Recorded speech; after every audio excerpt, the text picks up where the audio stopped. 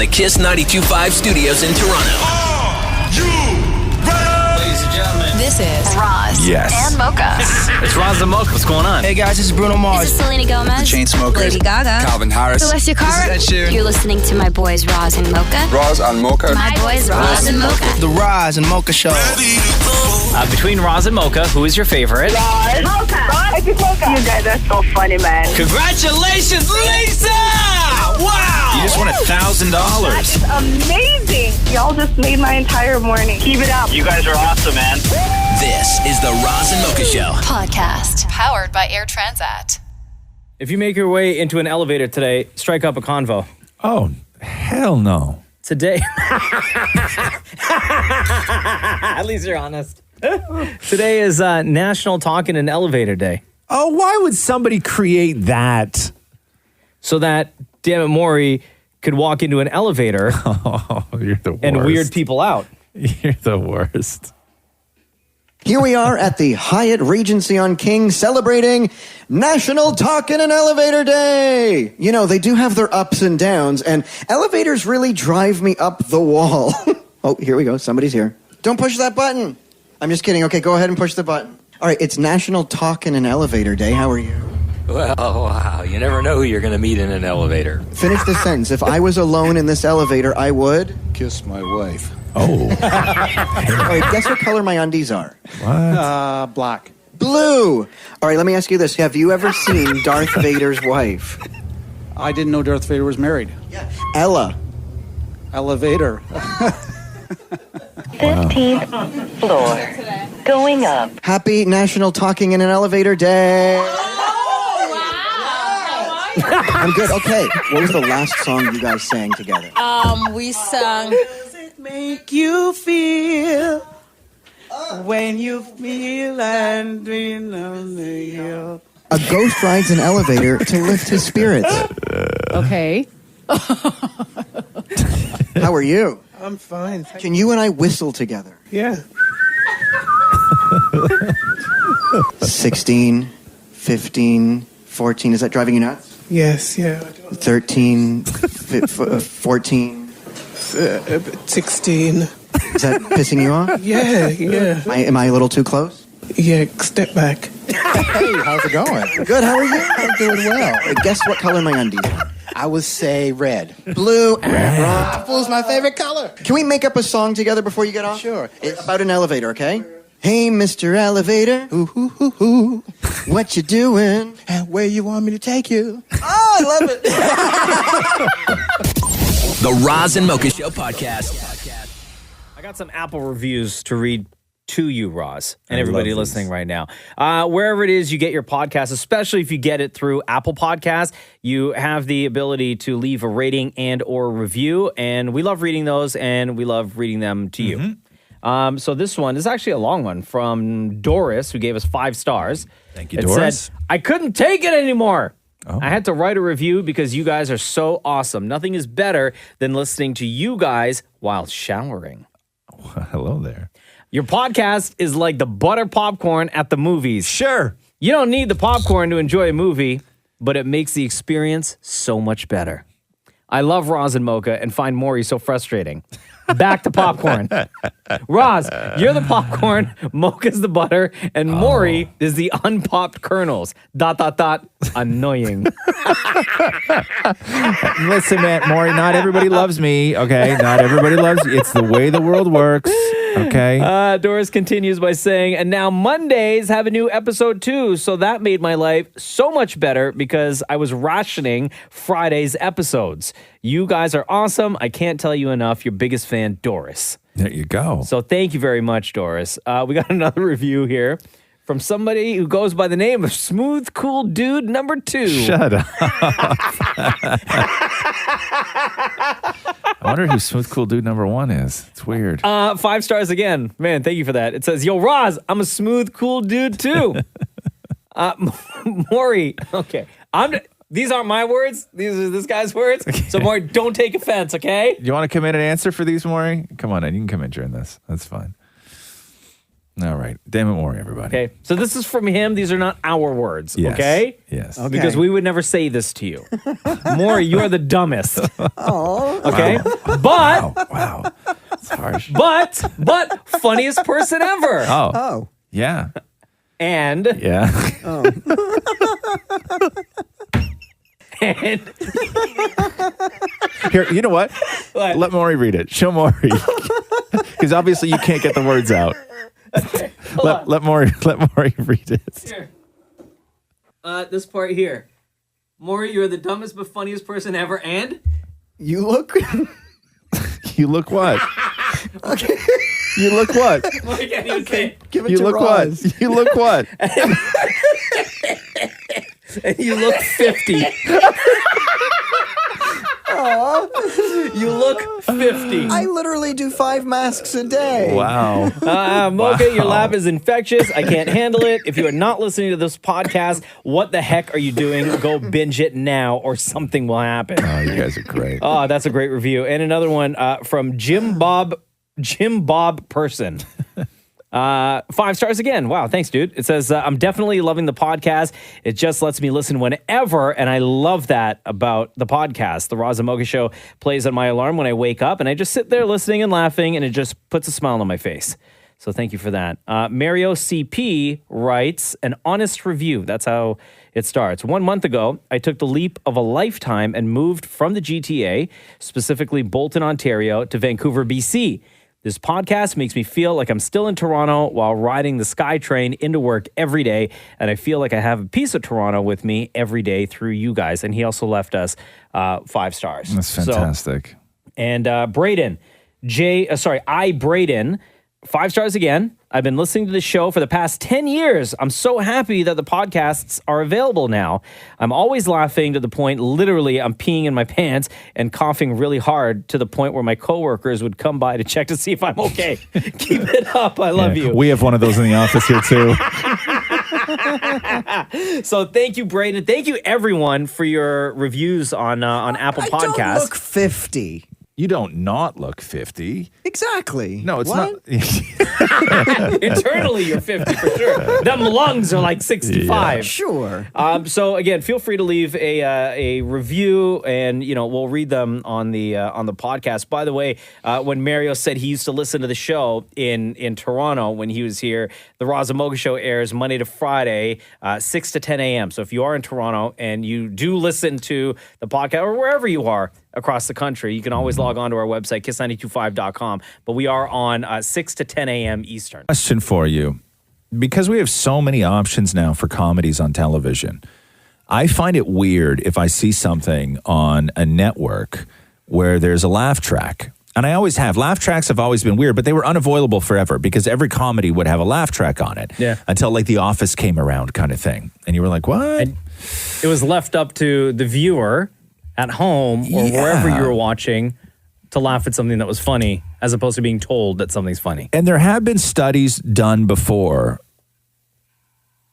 that tried to determine whether laugh tracks, what their purpose was, and whether they made you feel like you were there live or whether they would make an otherwise unfunny joke or a joke that maybe you wouldn't necessarily laugh at more funny. Right. Do laugh tracks make a lame joke more funny? Are you more likely to laugh at a lame joke that has a laugh track on it? Did you need jokes? And the answer to that is yes. Oh. So they did a study and they found that they had the same jokes lined up for two groups of people. Yeah. First group heard the jokes without a laugh track.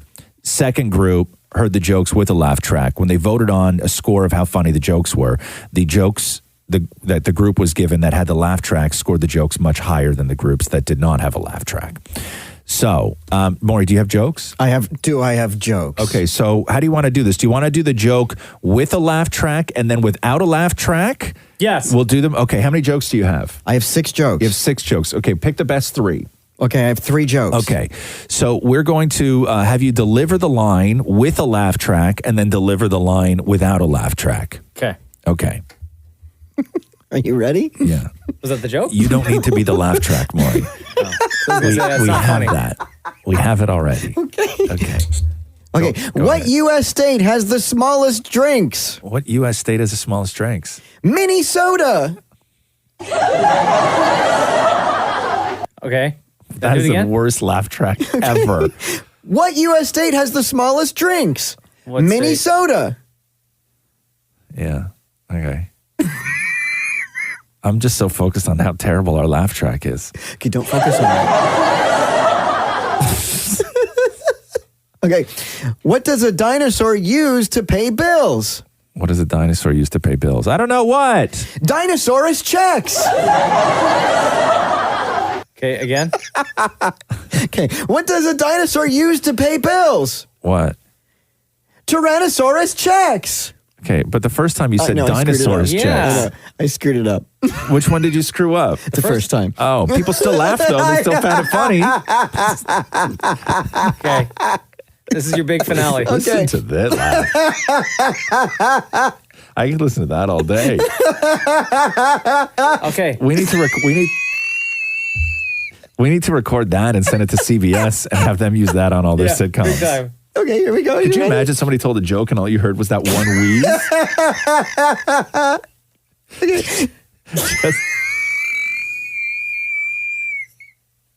Did you record that? Yeah. Hold Okay, on. hold on. Give me your jokes. Maury, give me your jokes. Give me your jokes. Hold on. Yeah, you isolate the wheeze. Okay, I'm Maury. I'm now, you can't do this because we need to use your track, okay? Okay, turn my mic off. Yeah. Hold on. Okay, so Hold on, let me do something. okay, so I'm gonna do what we're gonna do now is because I wasn't happy with our laugh track. So I'm gonna do, Maury, all of your jokes. Okay. Okay. I got it. And then we're going to use your laugh track that we just Okay, created. but remember to deliver it like a comedian. Thanks, Maur. Mic off, please. Okay. Thank you. Okay. What state has the smallest drinks? I don't know what. Minnesota.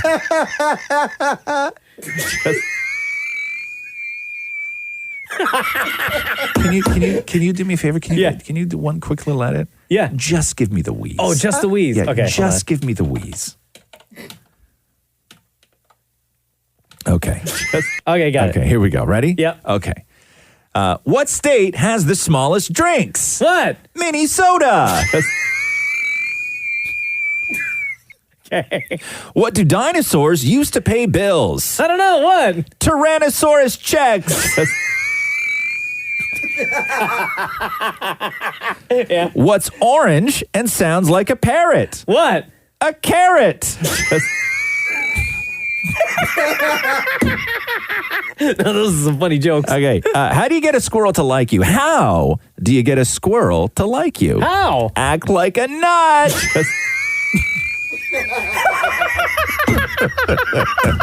Yeah, they're right. Here we go. The Roz and Mocha Show. Podcast. All I have What? in my head is Maury's wheeze. I can't do anything else right now. His medical wheeze? You know what? Now that you mention that, Yeah, that's Maury's laugh, by the way, if you're just joining us. Happy to have you. But it's not normal, Maury. I have another. Oh, there's no pill to stop it. Hold on here. I have like. Let me see here. I have like files with Maury's wheeze. Do you really? Like audio files of other like previous wheezes. How many wheezes?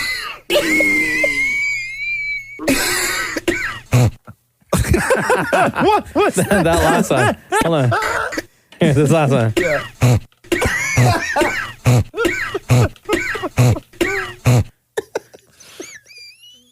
It's not right, man. You ever seen a doctor, Maury? Yeah, has like a doctor ever talked to you? Because I know Is a wheeze a medical condition?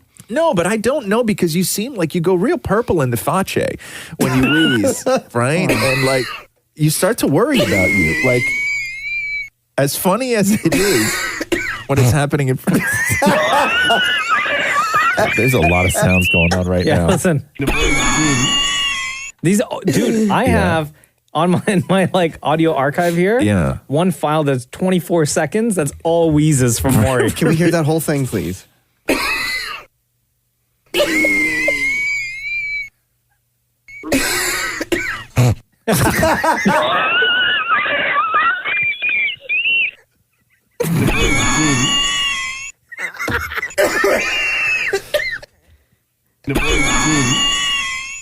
Oh, jeez. What is that? I don't know. I don't know. I'll tell you. That came out of your body. I don't know what that is, but it sounds like it's dying in a fire.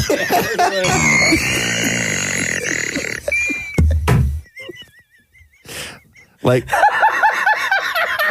So stupid, guys. like that's the sound that they play at the beginning to let you know the Hunger Games have started, right? like we're supposed to shoot each other with arrows right now?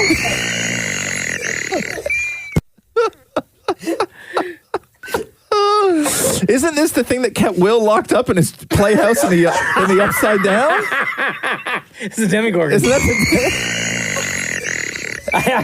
I think that's the sound of the mind flayer. Should I stay or should I go now? Here we go. The Roz and Mocha Show. Podcast.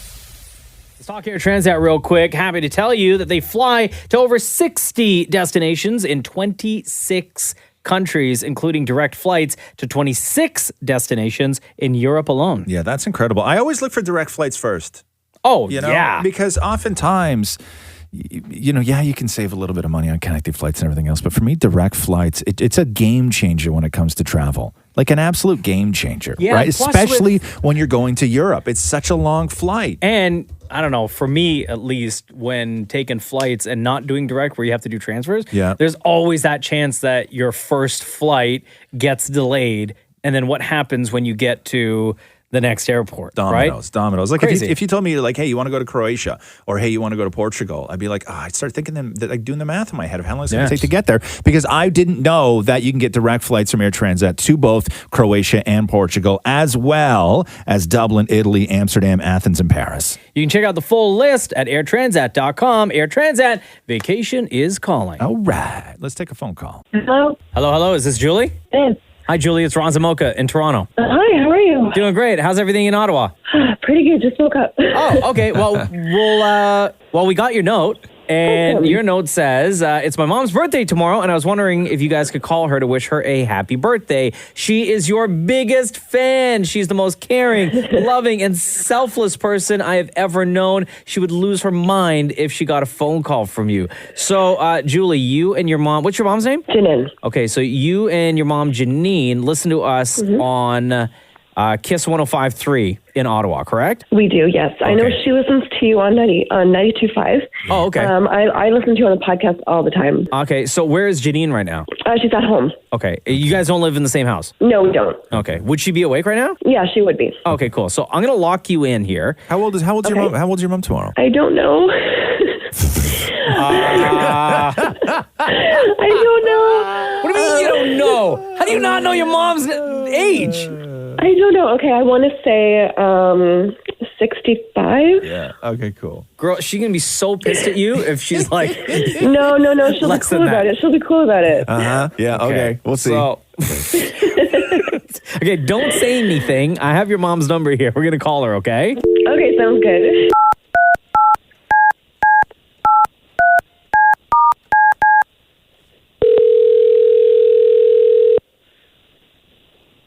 Hello. Hi, Janine. Oh my God. Is this Ron and Mocha? Yeah. No way. No way. Oh my God. Happy birthday, Janine. It's Roz and Mocha in Toronto. Thank you so much. What's going on? How are you? I am doing really well. I just started doing my work for the day here. I got all my veils on the table. It's amazing. Wow.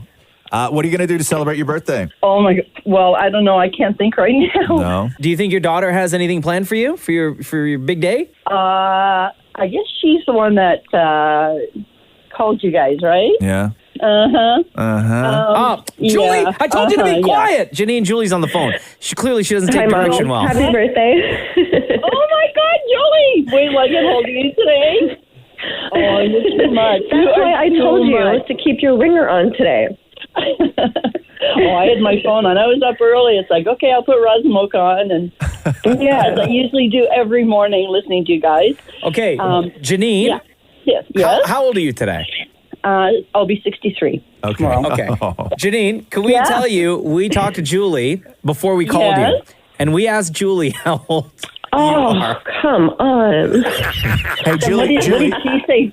What did she say? Like, Julie, what did you say? I said 63. No, you didn't. No, you didn't, you liar! What? No, you didn't. Oh, what did she say?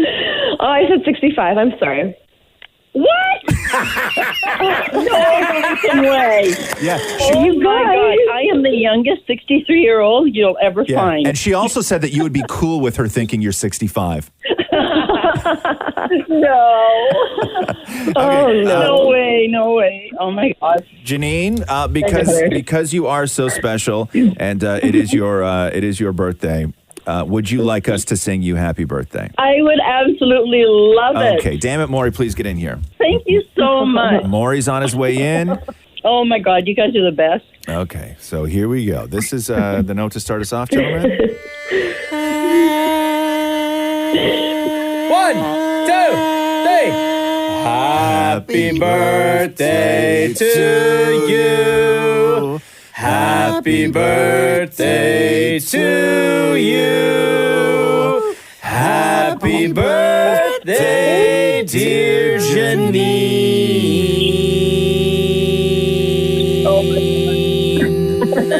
Happy birthday to you. Happy birthday, Janine. We love you. Thank you so much. I love you guys too. Roz and Mocha's Fix My Life. Hey, Richard, how you doing, man? Hey, not too bad yourself? Good. Are we on speakerphone? No. Oh, okay, good. Where are you right now? You hiding? I am hiding. Yeah. Good for you. So everybody listening right now, we want you to meet Richard, and this is one of the most incredible FML Fix My Life requests that we've received since we started doing FML. Special edition, in fact. Yes. So, Richard, you wrote us this. Hi, Roz and Mocha. I'm hoping you can fix my life. I'm planning to propose to my girlfriend. And I thought of a surprise way of doing it. The idea would be for Roz and Mocha to help me with my dilemma on ideas for a proposal. Every day, my girlfriend and I listen to the Roz and Mocha show during our commute downtown together. During the FML segment, I would pull over and receive a live call where I would then propose on air. I know it's a long shot, but I hope we can plan something together to make my proposal that much more special. Okay. So, what is your girlfriend's name?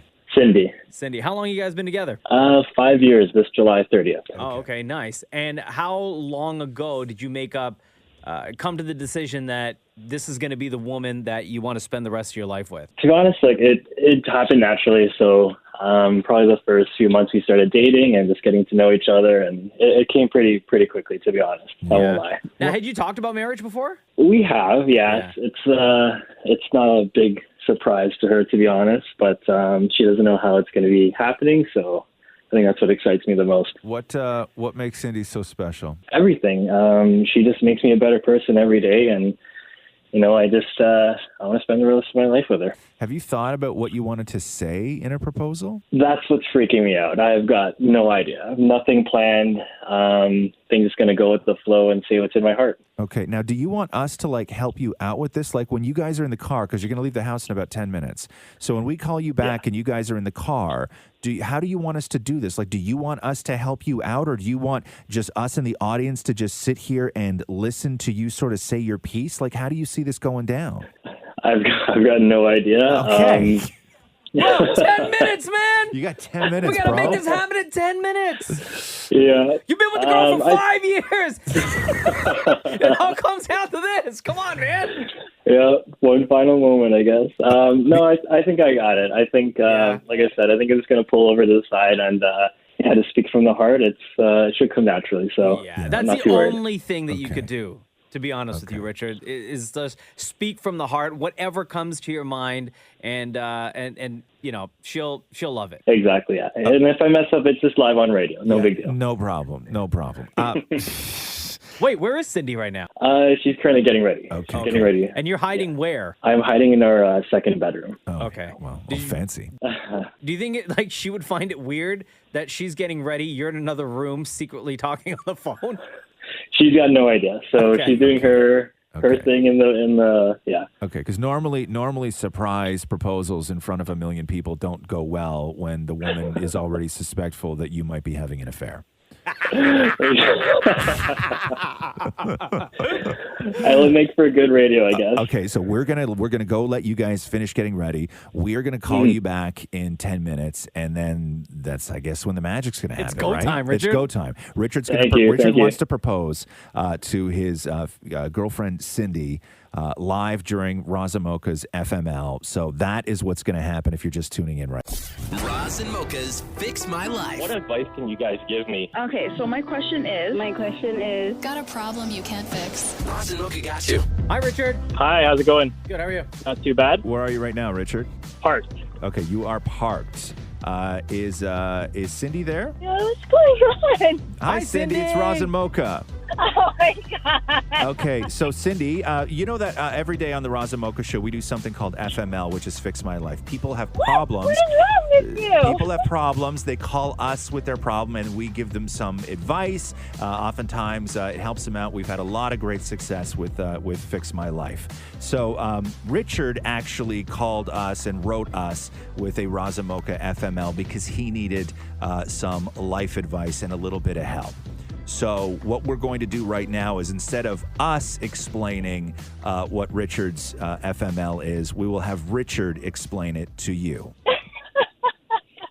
This is the closest I'm probably going to get to letting the world know how much you mean to me. Oh, my God. You're beautiful inside and out. I love and respect your hard work, your loyalty, and your kindness. We've accomplished so many things together.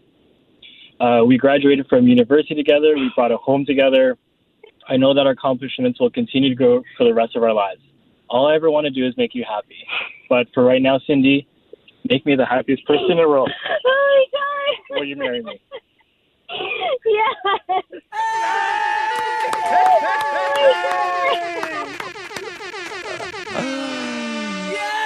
Oh my God. You guys. Cindy, what are you feeling right now? I'm so confused. He told Robert because he said he had bad KFC yesterday. Where are you guys parked right now? Oh, I've got no idea. She thinks she's going to work right now. We just pulled off to the side. I'm going to work. No, I got you the day off. How'd you get the day off? I spoke to your manager. The day off. I'm so confused. Richard has a whole thing planned for you today, Cindy. Yeah. What's going on? Oh my God, you guys are.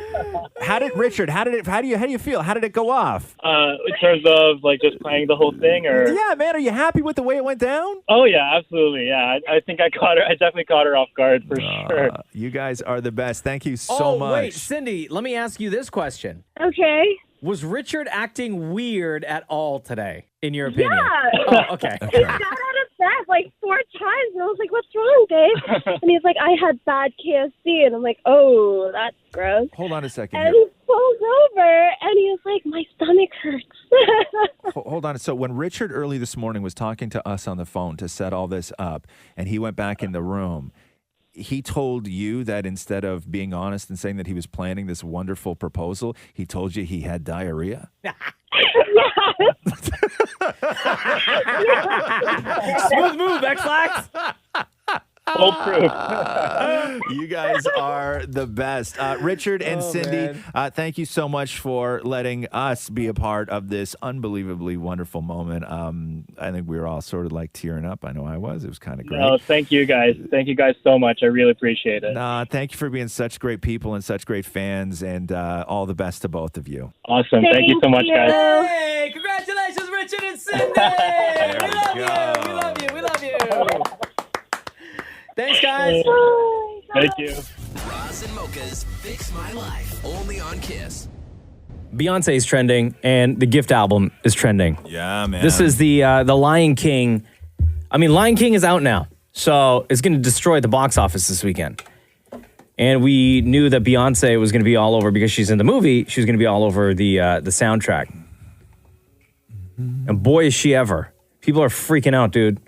freaking out. So is this her album that we got a taste of earlier in the week where it's sort of like inspired by The Lion King? Yeah. Is that the one? Yeah, okay. And when you gotcha. listen to the album, in between each track, there are like clips from the movie, whether it's like Mufasa speaking. Oh, gotcha. Or that's dope. Simba and Nala, voiced by Beyonce, of course. Scar. The video she released where it's all those dudes wearing pink suits. Yeah. They're the same pink suits we wore in our commercial. You're welcome, Beyonce. Yeah. The same company. You're welcome, same Beyonce. Company, the same company that did their suits did our suits. Okay, where do you want to start? Because not only do we have Beyonce that everyone's freaking out over, but trending this morning as well, another album that's going to do huge numbers worldwide is Peppa Pig. Okay, let's do a Beyonce, a Peppa, a Beyonce, a Peppa. Okay. Okay? Okay, what do you got? We'll start with one song that like is getting the most, I think, the most amount of tweets right now. Yeah. It's called Brown Skin Girl. Okay. So it's Beyonce. Her daughter Blue Ivy is in it. Oh, nice. Sings at the beginning and at the end and throughout, I'm pretty sure. Yeah. I have to listen to the album a little bit more, but this one's called Brown Skin Girl that people are loving. Brown skin girl, your skin looks like pearls. Best thing in the world. Never change it for anybody else in the brown So you can kind of hear Blue Ivy in the background there. Love it. That's such a nice song, Best dude. thing in the world. Wait till it kicks in right here. Never trade you for anybody else singing. Okay, right here, right here. She says she really grew up poor like me. Don't believe in nothing but the Almighty. So WizKid is in this song. WizKid is in the Drake track. Play you like a villain 'cause she caught in a way. Tonight I am walking away. One Dance. That's where you know his voice from. Yeah. Oh, I like this. This is great. Depending on how you hold me, I'm glad that I'm calming down. Can't let no one come control me. Keep dancing and call Yeah, it's it beautiful. love. Beautiful. Somebody tweeted and said, Beyonce and Blue Ivy told me my skin is like pearls. The rest of you bitches can't say S to me for the rest of the year. Yeah. Yeah, it's beautiful. It's a beautiful song. Just like pearls. You're back against the world. That's beautiful. It's right. beautiful. There's no other word for it. I mean, there's a lot of words for it, but it's just beautiful. So on the flip side, Yeah. you want to hear Peppa Pig? Oh, yeah. with a song called What's her big track? Party Time. Okay. Jump in a puddle. Peppa, Peppa party, Peppa, Peppa party. Peppa, Peppa party with my friends and me. Come and join the party, Peppa, Peppa party. Peppa, Peppa party with my friends and me. All right, so going back to the Lion King Beyonce gift album. I'm just going to go ahead and say it right now. Today may be the greatest day in music releases that we've had in a decade. Yeah, I think. Okay. What else have we got? Let's see. Jay-Z's on a track with Beyonce and Childish Gambino. A song is called Mood Forever. I know my enemy pray on me, so pray for me. Tick, tick, wait on it. I'm keeping down my body count. I'm finessing like a trap bounce, yeah. 'Cause every day above ground is a blessing. I done leveled up now, view panoramic. None of my fears can't go where I'm headed. Had to cut them loose, now I'm loose, break the levee, yeah. I'm about to blood on the center. Somebody tweeted this morning about the Beyonce gift album, Lion King, said Beyonce really took us through all the emotions of the movie. Give her the damn Grammys, you bastards. Yeah. I don't know, because we got more Peppa. Let me just play a little bit of this Jay-Z part. Forever and never ever and never ever at the Saxon Madiba suite like Mandela bumping fella on the Puma jet like we from Lagos. Wow, dude, the album's so good. All right, you want Peppa Pig now? Yeah, what's this one Okay, called? this one's called Traffic. Okay. Pepper and her friends like to ride their bikes. They put on their helmets and their lights. The wheels of the bikes go round and round, and the bells go ring-a-ring-a-ring. Ring-a-ring-a-ring. Ring-a-ring-a-ring. Cars and lorries. It's that heat right there. And trains, vans and tractors, bikes and planes. Driving here, driving there. You know, it's interesting. Brum, brum, beep, beep, everywhere. When we first started listening to Beyonce, I was like, man, I could just sit with this all weekend. Nothing's going to top this. And then you hear something like Traffic from Peppa Pig. As much as I love that new Beyonce album, Yeah. I know with my 2-year-old at home, Oh, yeah. we're going to be blasting Oh, yeah. Peppa Pig all weekend. Yeah. Okay, I'm going to play you one more from the Beyonce Okay. from the Beyonce album, The Gift, the Lion King one. Let's go with Beyonce. Let's play. Oh, this one's called Bigger. Okay. People love this one. Insignificant. You better think again. Better wake up because you're part of something way bigger. You're part of something way bigger. Not just a speck in the universe. Not just some words in the Such a beautiful album, though. You are the living word. She has a song on there with Kendrick Lamar. She got a song on there with Major Lazer. Bigger than you, bigger than we, bigger than the picture they framed us to see, but now we see it. So when you see Beyonce trending this morning, this is why. No. Understand the truth about that question in your soul. Look up, don't look down, then watch the answers unfold. Life is your birthright, they hit that. When you see Gift album trending, take the pen and rewrite that's the name of the Lion King Beyonce-inspired album. Know that you're excellent, right? All right, we'll end with one more Peppa Pig. What's this one? Okay, I'm going to let you pick between Super Potatoes theme or It's Peppa Pig. Oh, Super Potatoes theme, 100%. Fruit and vegetables keep us alive. Always remember to eat your five. Wiggle your hips and do our jive. Always remember to eat your five. So there you go. Okay, I love it. I love it so all. So much music for you this weekend. Beyonce and Peppa Pig. The Roz and Mocha Show podcast. It was in 2017 that that Despacito remix, Louis Fonsi, Daddy Yankee, and Justin Bieber spent 16 weeks at number 1 on the Billboard charts, tying Mariah Carey, One Sweet Day, Mariah and Boyz II Men. People were not happy about that. And a third song is now currently tied, and it looks like may break that record. I'm talking about Old Town Road with Lil Nas X. And the record is what again? Is 16 weeks. At number 1. At number 1 on the Billboard charts. Okay.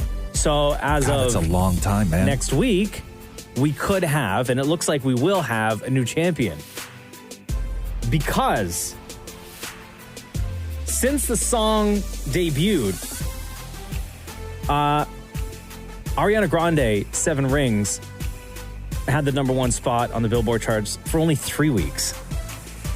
And then in April, Old Town Road from Lil Nas X took over.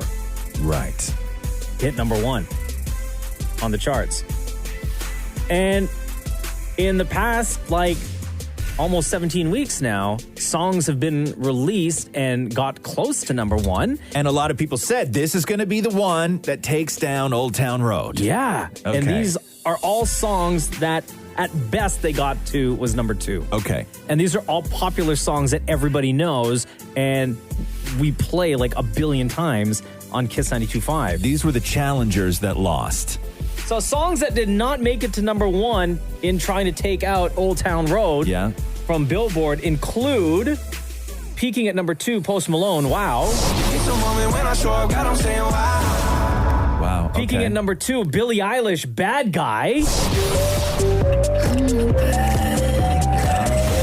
Peaking at number 2, Taylor Swift, Me. This was the song I thought it was going to for sure be number 1. Promise that nobody's gonna love you like me. Shawn Mendes, If I Can't Have You, couldn't even take out Old Town Road. Everything means nothing if I can't have you. A no-brainer would have been Ed Sheeran and Justin Bieber, I Don't Care. That song peaked at number 2. Like, how is this not a number 1 song, right? It's incredible. This could not take out Old Town Road. Taylor Swift, You Need to Calm Down, which I like better than Me. This could not make it to number 1. Wow. Even Shawn Mendes' new song, Señorita.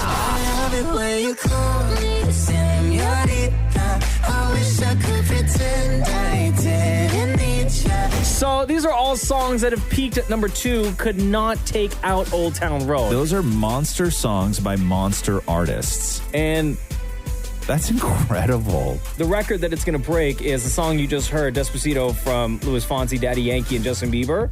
And a classic from 95, One Sweet Day from Mariah and Boyz II Men. Sorry, oh, beautiful song. I've never told you. Yeah. All I wanted to say Maury's grooving to this one.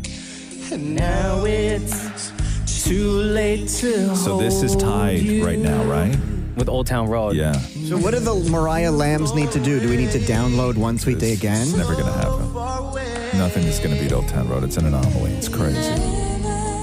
Listen to that. Man, this was back when Mariah sounded good. Yeah, she still does. No, she doesn't. Show something, Mariah. We don't need a lamb in the room, Maury. We're already giving her props. Yeah, Mariah don't sound like this no more. But Mariah and Boyz II Men have held that title on Billboard charts since '95 with this song.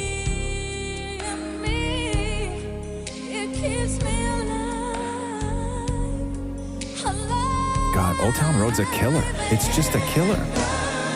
It's a White Walker, for God's sake. It's just an unstoppable force. So many friends we've lost along the way. But next week, Mariah Carey, she's going to be a loser. To Lil Nas X and Billy Ray. At 17 weeks, at number one on the Billboard charts. There's like nothing that's going to be able to be released over the next 3 days that will take that title away. The Roz and Mocha Show podcast. So Damn It Maury's husband, Damn It Matthew, is not happy that Mariah Carey and Boyz II Men, One Sweet Day, will no longer have the status of longest number one song in Billboard history. No. Because they are huge Mariah Carey fans, especially Damn It Matthew. So they were having the conversation. Cough, just choked trying to imitate Matthew. Last night. By now, have you heard of the bad Mariah news? Oh, God. What? Monday, she'll no longer be number one with One Sweet Day. No, that's not true. Because Old Town Road's going to knock her out. Okay, yeah, keep dreaming. It's true. Okay, well then, let's go right now. Let's download other songs. Who's in the running? Well, it's just those two. Like, because it's been number one the longest. Yes, because Mariah Carey is number one the longest. Yes, and Monday is when Old Town Road will then become longer. I'm not having an Old Town Road song beat One Sweet Day, honey. The legendary status of my icon. No. Let's see. What's the charts here? And what is it? Old Town Road is like the song of the summer? Maury, there's no way I'm letting this happen. No, well, it is. This is not happening. Are you prepared to acknowledge the fact that she won't have the longest number one song? She'll have the second number one longest running number one song. No, don't even go there. That song is iconic. I'm gonna take my horse to the Old Town Road. I'm gonna fly till I can't no more. Some stupid song about a horse is gonna beat my queen? Are you kidding me? Here we go. The Roz and Mocha Show podcast. So with everything that shakes the world, right? Where you somebody releases a track and you just feel like the things just shift for a little while. And Old Town Road was one of those songs that shifted because nobody thought that it was going to do what it was going to do. Right. And then what you have after that is you have everybody who are like, okay, well, this is now possible. You can be a sort of young black artist who has no history of country or whatever genre that is, and there's an audience for it. And Lil Nas X created that, and he fought like hell because remember the country charts didn't want the song on it. Yeah. So he's like, I'm going to go get Billy Ray Cyrus and everything else. And so he becomes now an influencer where people start seeing dollar signs with Lil Nas X. But more importantly, other artists who also like country music are now like, I can now do this too. Sure. And I'm in love with this track, which I'm not saying that this could be the next Old Town Road. Okay. Okay. I'm not saying that, but I'm saying that it's fun. Okay. It's catchy as hell. And I would listen to this track more than once. Who's it by? So the song is by a guy named Blanco Brown. Okay. Okay. And up to this point, he's like an artist, but he even has said in interviews that he grew up in Georgia, but he grew up a huge Outkast fan, but also a huge Johnny Cash fan. Oh, okay. And up to this point, he's been producing for people. He's produced for Chris Brown. He's produced for a bunch of other artists, but he hasn't sort of dipped his toe into country until now. So this is what Old Town Road does. This is the Old Town Road effect. So let me play you a little bit right now. The song is called The Get Up. Okay. I like it already. By Blanco Brown. So here you go. Here's a taste of this. Right now, I just need you to get real loose. Get comfortable. Grab your loved ones or grab your love partner. And if you're by yourself, no worries. Just follow after me. Gonna do the two-step, then cowboy boogie. Grab a sweetheart and spin out with it. Do the hold down and get into it. Take it to the left now and dip with it. Don't throw down, take a sip with it. Now lean back, put your hips in it. Let's have some fun. To the left now. To the right.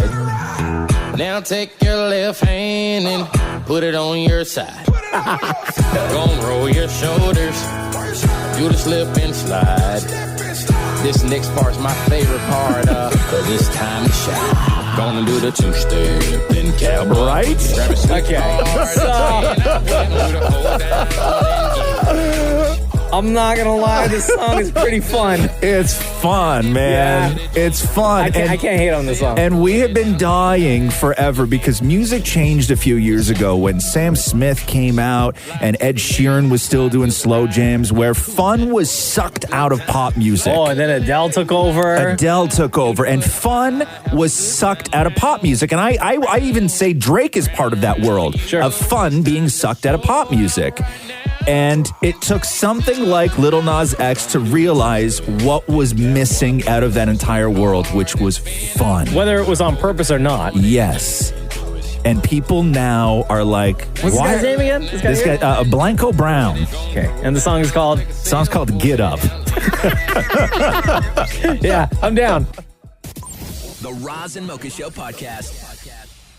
Can't mess with true love, bro. No, you can't. Whenever we do these interviews, though, you always check out and leave me hanging. What are you talking about? Do all the heavy lifting. Because you sound like you're like real interested in this kind of stuff. To me, the only way to understand these people like this who go viral for these reasons is to actually just have a serious conversation about them, because I don't learn anything if I goof on them. Okay, I'm going to try my absolute best. I would appreciate that. Amanda Liberty made headlines all over the world in the last couple of days because Amanda Liberty is set to marry a 91-year-old chandelier, like an actual chandelier, named Lumiere. Okay? The woman is in love. They are engaged. A wedding is happening. Okay, I promise I'm going to take it serious. Thank you. Hi, Amanda. It's Roz and Mocha. What's going on? Hello. So, Amanda, you are in love with and engaged to your chandelier named Lumiere, correct? Yeah, that's right. Okay, how did you and Lumiere meet? We met on eBay. I saw her listed on eBay, and she was in Germany. And I thought, well, there's no way I can get her home because she's too far away. But I just couldn't ignore her. And I managed to speak to the seller and get her sent over here. So Lumiere is a woman? Yeah. Really? Interesting. So when you were on eBay, were you just in general looking for a chandelier for your home? Or were you like looking for a partner? You were looking for love? I was looking for a chandelier. Oh, okay. Yeah, don't be ridiculous. Yeah, I wasn't necessarily looking to buy. I was just looking, window shopping. Right. Is Lumiere the first chandelier or sort of object that you collect that you have fallen in love with? No, she's not. I've had Not at all. I had the Statue of Liberty before her. Yeah. Wait, the Statue of Liberty in New York? Yeah. Oh. Yeah, that's right. But also, I still love her, you know. I've never fallen out of love with her, but it's difficult to have a relationship because she's so far away, but yeah, that's I true. still love her. I'm going to go and see her in a couple of months now. Oh, isn't that going to be weird, though? Like, you broke up with the Statue of Liberty, and now you're like, getting together? You're marrying a chandelier? Isn't that going to be a little bit weird? No, it's not going to be weird. Are you going to have a conversation with her? Well, no, I don't have conversations like we're talking with my loves, right. because obviously they're objects, I realise Yeah. that. Sorry, stupid me. It's more of an energy that I get from them. Are these what you would call open relationships then? Well, I guess so, I don't feel that I need to be committed to just the one, but it doesn't mean like I'm just going out with everything that I see, I'm very picky, So if you could, for people who have not seen you and the chandelier that you're engaged to, Lumiere, could you describe Lumiere to people in sort of your words, what it is about this chandelier that you love and fell in love with immediately? Well, to start with, it was how she looks that I fell in love with her, because obviously it was just a picture on eBay, so I didn't really get a lot of energy from her, but I just knew that I was falling in love with her, and I had to have her. I mean, it was the way she looks. I mean, she's a very unusual chandelier.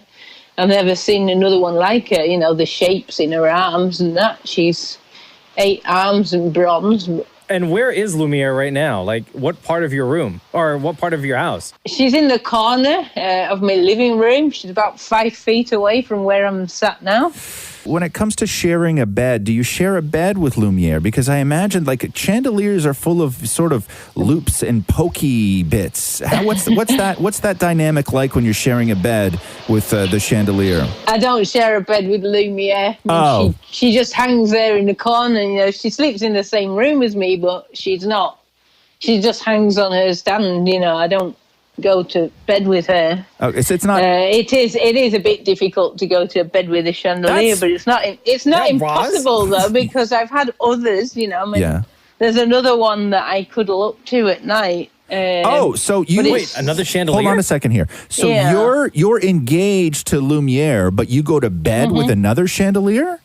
Yeah, and Lumiere doesn't mind that at all, because I love all chandeliers. It's not the same as a human relationship. It doesn't have the same boundaries. It doesn't have the same way of working as a human relationship. So it can't be really compared. It's not, because it just doesn't work the same way. To me, when I sleep with another chandelier, it's not that I'm cheating on her. It's like the chandeliers are all part of each other. So is there going to be a wedding, and how does your family feel about this? Well, it wouldn't be a wedding. It's more a commitment ceremony. With my family, they're accepting of me. They don't really understand how it works, just like most people, so that's fine. How did you explain this to your mom? Well, I explained it to her years and years ago, back when I first started to realize that I was loving an object, which was a drum kit. So your first love was a drum kit, and then eventually Statue of Liberty, and now we wind up the engagement to Lumiere. Yeah. Whoa, I think I have a very important question about the chandelier. Light bulbs or candles? Well, it depends really. Lumiere takes bulbs rather, because she's electrifying. Yeah. I have got candle chandeliers as well, though. Amanda Liberty, you are engaged to your chandelier, which you met on eBay. Most people meet on Tinder. You met on eBay. That's right. Congratulations. It doesn't sound like you're hurting anybody. It sounds like you make the world a little bit more interesting for people. Well, yeah. Sounds like your heart's in the right place. So I think that I speak for all of us when we say good luck with the relationship. Congratulations on the engagement. And just watch out for the pokey parts, okay? Yeah, I will do. Okay. Yeah. Thanks, Amanda. Yeah. All right. Thank you. Bye-bye. Bye, love. Here we go. The Roz and Mocha Show podcast. Would it surprise you if I read this headline, Roz? Toronto has more construction cranes than anywhere else in North America right now. No, it wouldn't. And I don't think this is the first time either. It happened back in January as well. But there's like a crane index, which counts the number of construction cranes active in 13 major cities across Canada and the U.S. And here we go. So, Toronto, 120 cranes right now, okay? Compare that to New York, 27. Washington, 28. Chicago, 27. LA, 49. San Francisco, 23. Seattle, 49. But in Toronto, active cranes right now that are putting up whether hotels, anything, everything, 120. 120, dude. Yeah, we're building more condos than anybody. That's the difference. I mean, in New York, they just don't have the space. No, right? not at all. So you're tearing something down or adding on top of something, whatever. There's 4 right around my building right now. Oh, yeah, no, it's incredible. It's incredible. Like, I knew construction was nuts in the city. I just didn't know, like, I never thought, let me count all these cranes. No. Show me them cranes. Yeah, there's a lot of people. And I was on the DVP yesterday, and even on a Sunday, and it was like 8:30 at night, man. And even on a Sunday, those lane closures were a nightmare. Yeah. 8:30 on a Sunday, those Yeah. lane closures were a nightmare. There's another one You're starting. going like 20 or 30 clicks an hour? And Richmond is closing as of today. Richmond between what and what? Between Spadina and Bathurst to replace a 128-year-old water main. Oh, God, this city. I know. This city. It hurts. It breaks my heart. Can I ask you a crane question? I've Yeah. always wondered this. Yeah. When they put a crane in where they're building the building, and Yeah. then they build all the way up, Yeah. and then they remove the crane, is there still a piece, because they pour concrete, is there still a piece of crane that's in every building that's sort of like left behind? No, but there's a building down on Esplanade, and it's kind of this blue thing that has a curved side on it. The L Tower? No, it's like a condo.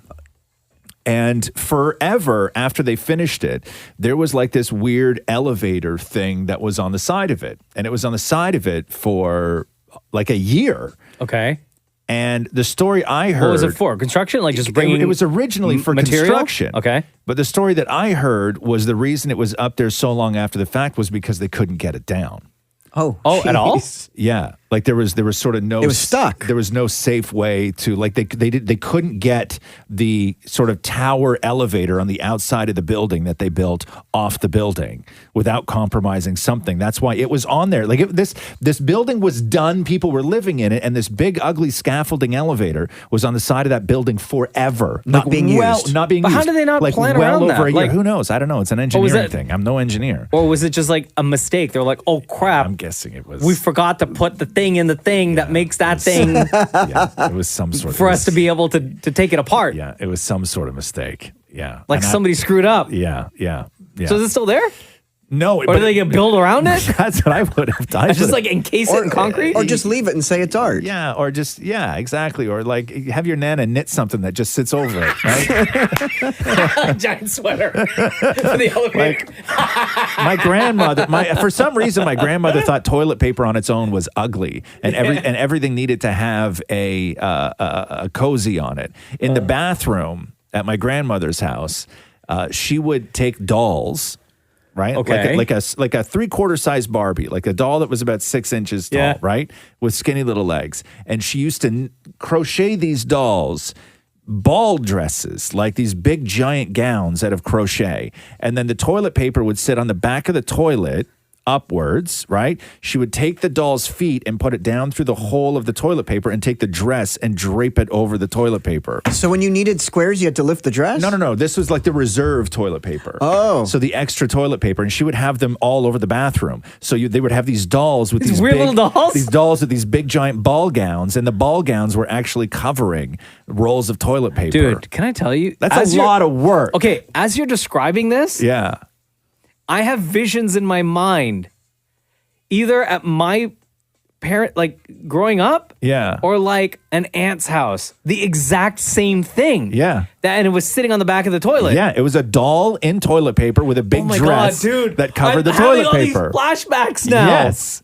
Yeah. I'm pretty Yeah. sure it was at my house. Yeah. But like if there was something you found unsightly, your Nana would just crochet something to cover it. Wait, did she crochet that, or was there a market where you could Sorry, buy what? these? Did she what? Did she what? Crochet it? Yeah. Did she crochet it? No, Or she made it all. She made it all. So your mom or your grandmother and Yeah. Mocha's grandmother both Yeah. crocheted? Somebody in my family, it was either Yeah. at my place or like my aunt's, but as you're describing Google it, it. I'm sure there's pictures of it. I'm sure there's pictures What would you of Google, it. though? What would you Dolls search? with toilet papers under the skirt. Yeah. I ain't doing that. Not on a work computer, you nuts? The Roz and Mocha Show podcast. Okay, can you go back and explain that toilet paper doll thing? Yes. Again, because we're getting a bunch of texts that I want to read to you at Kiss9, 925-555. Okay, so when I was growing up, and I don't know what the sort of philosophy behind it was, but my grandmother used to just, if anything was sort of unsightly or needed to be altered in any way or made presentable, she would crochet something for it. And the most iconic example of that was you would go into her bathroom and toilet paper, not the toilet paper on the roll, but like the extra toilet paper, the extra roll of toilet paper that you would keep on the back of the toilet. She would have a doll that stood inside the toilet paper roll, and then she would crochet dresses for them, like big giant ball gowns that would then go over top of the roll of toilet paper. So it just looked like a doll in a really big dress, so you wouldn't have to see the toilet paper. And she had a half dozen of these things in the bathroom. So as you're describing that, I'm having flashbacks, and it's either in my house or like one of my aunt's houses, or maybe both. Yeah. Because I'm starting to remember what these look like. And we're getting all these texts at 925-555.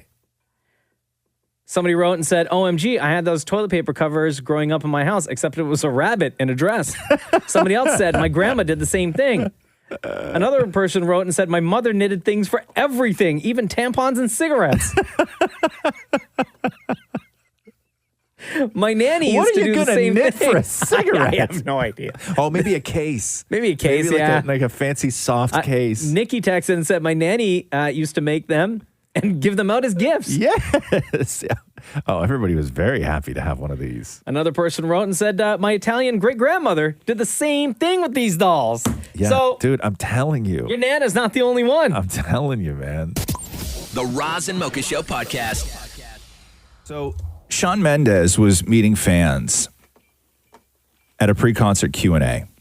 And one fan walked up to him and came out to him saying that she was bi and that she hasn't told anybody until that moment. And her request to Shawn Mendes was, because her parents were strict, was that if he could make a video to her parents telling them that she's coming out as bi. So here's that exchange. Parents are kind of like very strict. Yeah. And I don't know how to tell them. Yeah. So I was wondering if you could just do a little video like, hey, Lydia's parents. This is what I want to tell you. Your parents are your parents. They're going to love you no matter what you say, no matter how you say it, no matter how you look when you say it at any time of the day. Nothing I say is going to mean anything that is even close to what you say it means to them, okay?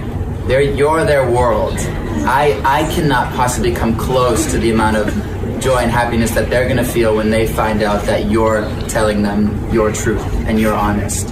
And don't ask me to do that. And I would if I thought that it was a better thing to do, but I know in my heart it's not.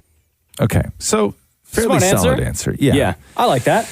Yeah. I agree with him. There's some presumptions in there, but we'll let that go. But people were really split on how he reacted to that. And this is the shocking part. Really? Yeah. Like there was a lot of people saying, of course he did the right thing. This is not how you do this. And why, and you don't even really want him to do it to help you. You're doing it for clout, and you're going to have this great She's a big-time story. clout chaser. Are you kidding me? So, but then they have these people. Let me read you some of these. Okay. I was like, hey, Maury, see if you can find like a couple of people who were pissed at Shawn Mendes. And there's a long list of people that are pissed at Shawn Mendes. It is his responsibility, quote unquote. He's a celebrity that people look up to, and that comes with the responsibility to help the people that made you famous in the first place. I don't think so. Kind of uncomfortable that he assumes everyone's parents are okay with their kids being gay. Peppa Pig would have helped her, one person writes. Because they put 100% of their love into him and seek his acceptance and feel safe going to him, and then he pulls that? Get out of here. He doesn't have to, but it would be nice considering he claims to be an ally. Jeez. What a dodge, another person writes. Sean is wrong. For someone with his power to take a few minutes out of his time to help someone who has supported him in what most stars should do and would do, Madonna would, Adele would, McCartney would, Elton would, Miley would. Yo, the you don't list know is that. endless. What a blunder on his part. Oh, So people please. went in on No. Shawn Mendes. I'm on the other side. I don't agree with any of them whatsoever. I think Shawn Mendes did the right thing. And so the girl responded, and I guess the response comes in part from, one, which I guess it kind of went viral, but two, because a lot of people were going in on Shawn Mendes for this. Okay, so I just woke up and I saw that the video of my question to Sean like kind of blew up. I don't know. But I just wanted to say, for all those people thinking that I was embarrassed, I wasn't embarrassed. If anything, it made me realize that it's something I need to do. It's something I need to say to my parents myself. It's not something I need Sean to say. It's not something I need anybody else to say. It's something I need to do myself. And hearing that from him made me, helped me realize that. So I don't care that he said, I'm not going to do that. In fact, that actually made me happy. Like a little tiny part of me was like, oh, thank God he's not going to do it. But that's because I get to tell my parents my truth myself. And that's because Sean encouraged me enough to do that. So you don't need to say that I was embarrassed. I wasn't. And I still freaking love that man with my whole ass heart. Right? Shawn Mendes did nothing wrong, in my opinion, whatsoever. And it's not, I don't think at least, it's his responsibility in that moment, or at all, to be doing a video, because that girl literally wanted the video so she can have it saying, hey, look at this cool video I have of Shawn Mendes telling my parents that I know. It's tough, man. I'm People bisexual or whatever. just go in on everybody for every single thing. Yeah. It's great. It's maddening to me. Everything. There's nothing you can do that a group of people are not going to go in on you for. Nothing. Zero. Well, shout out to Shawn Mendes. Here we go. The Roz and Mocha Show. Podcast. We have time quickly to talk about the Top Gun trailer? Yeah. Okay, so Tom Cruise has dropped this at Comic-Con yesterday, and it looks awesome. I think you have a clip there. So it's Ed Harris who sort of starts narrating the trailer for the film, and he's talking about Maverick, Tom Cruise's character. 30 plus years of service, combat medals, citations, only man to shoot down 3 enemy planes in the last 40 years. Yet you can't get a promotion, you won't retire. Despite your best efforts, you refuse to die. You should be at least a 2-star admiral by now. Yet here you are, captain. Why is that? It's one of life's mysteries, sir.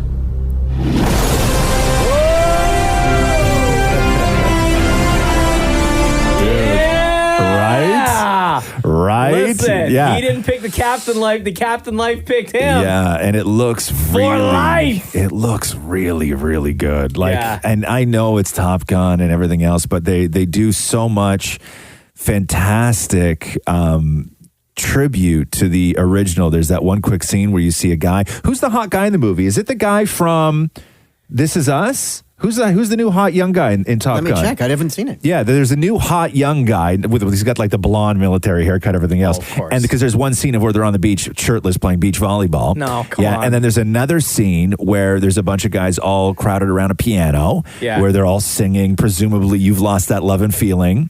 There's a scene in it where Tom Cruise like whips off a tarp off his old motorcycle, like off his old Ninja or whatever he was driving back in the day.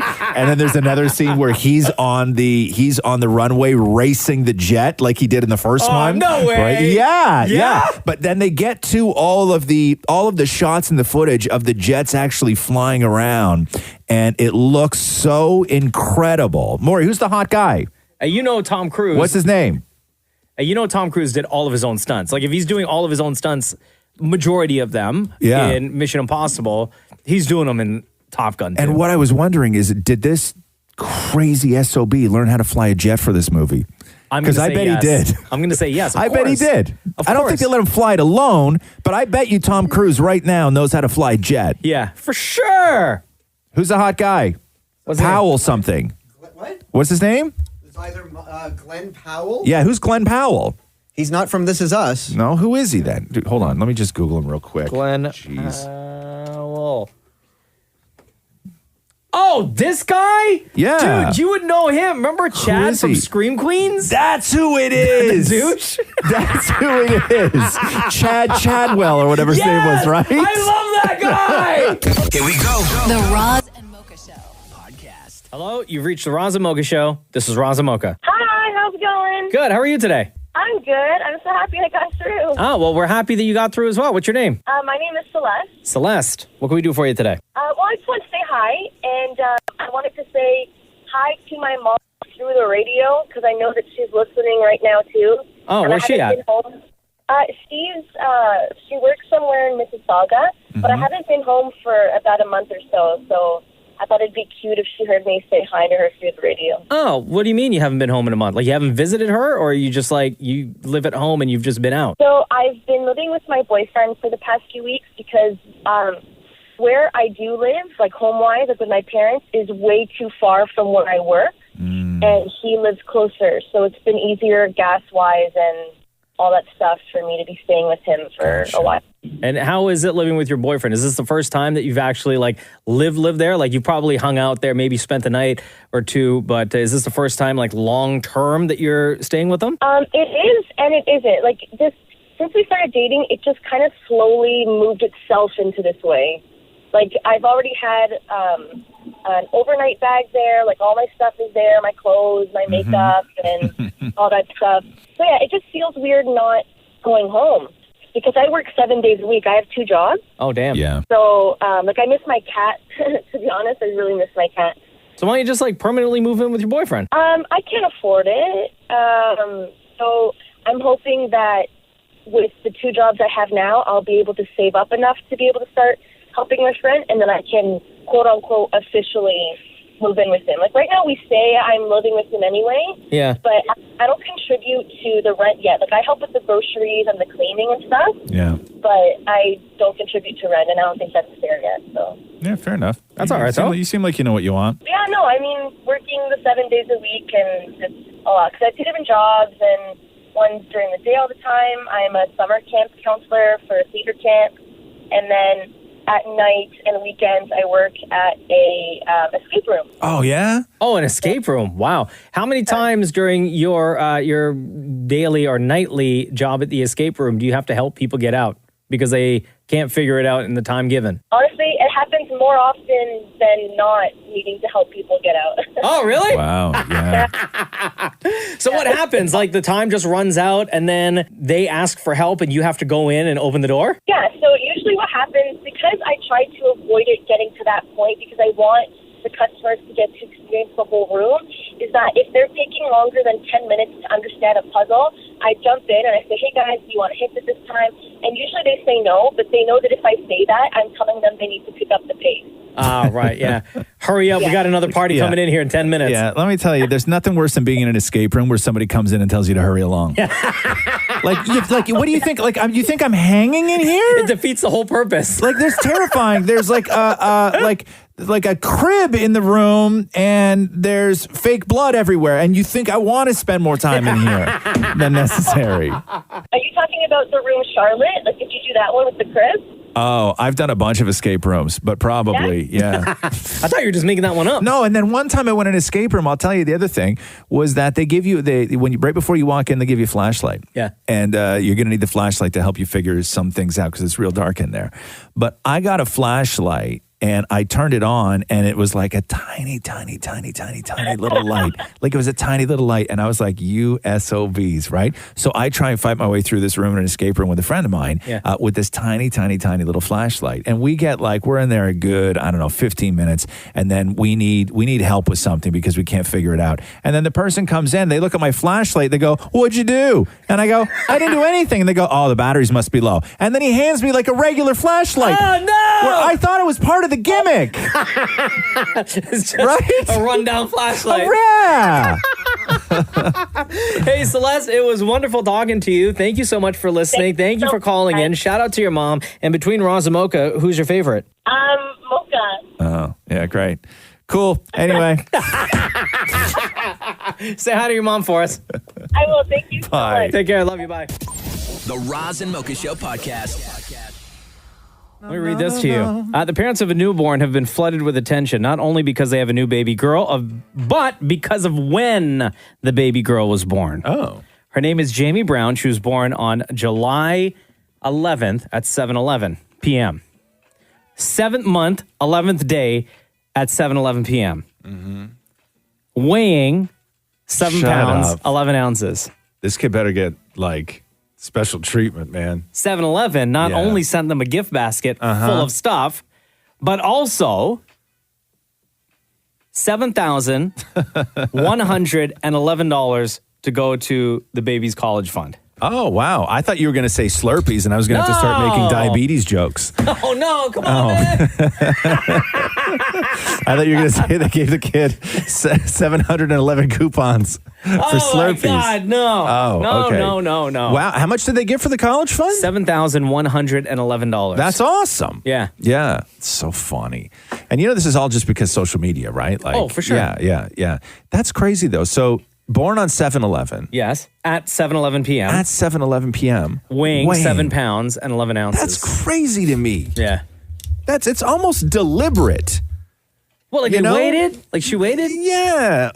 Or like they, I don't know. It's almost deliberate. It's like when it was, it was 7:11 the day, and then when they got to like 7:02 p.m., it's the kind of thing where, they're like, well, we're close. He just starts tickling her and stuff. You know what I mean? Trying to induce labor or whatever you do. I don't know how to induce labor. I imagine tickling works. I never tried it. But that's far too coincidental to me. See, when I'm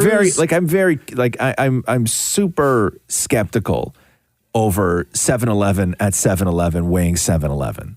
When our son Cruz, before his arrival, the due date originally was May 4th, Star Wars Day.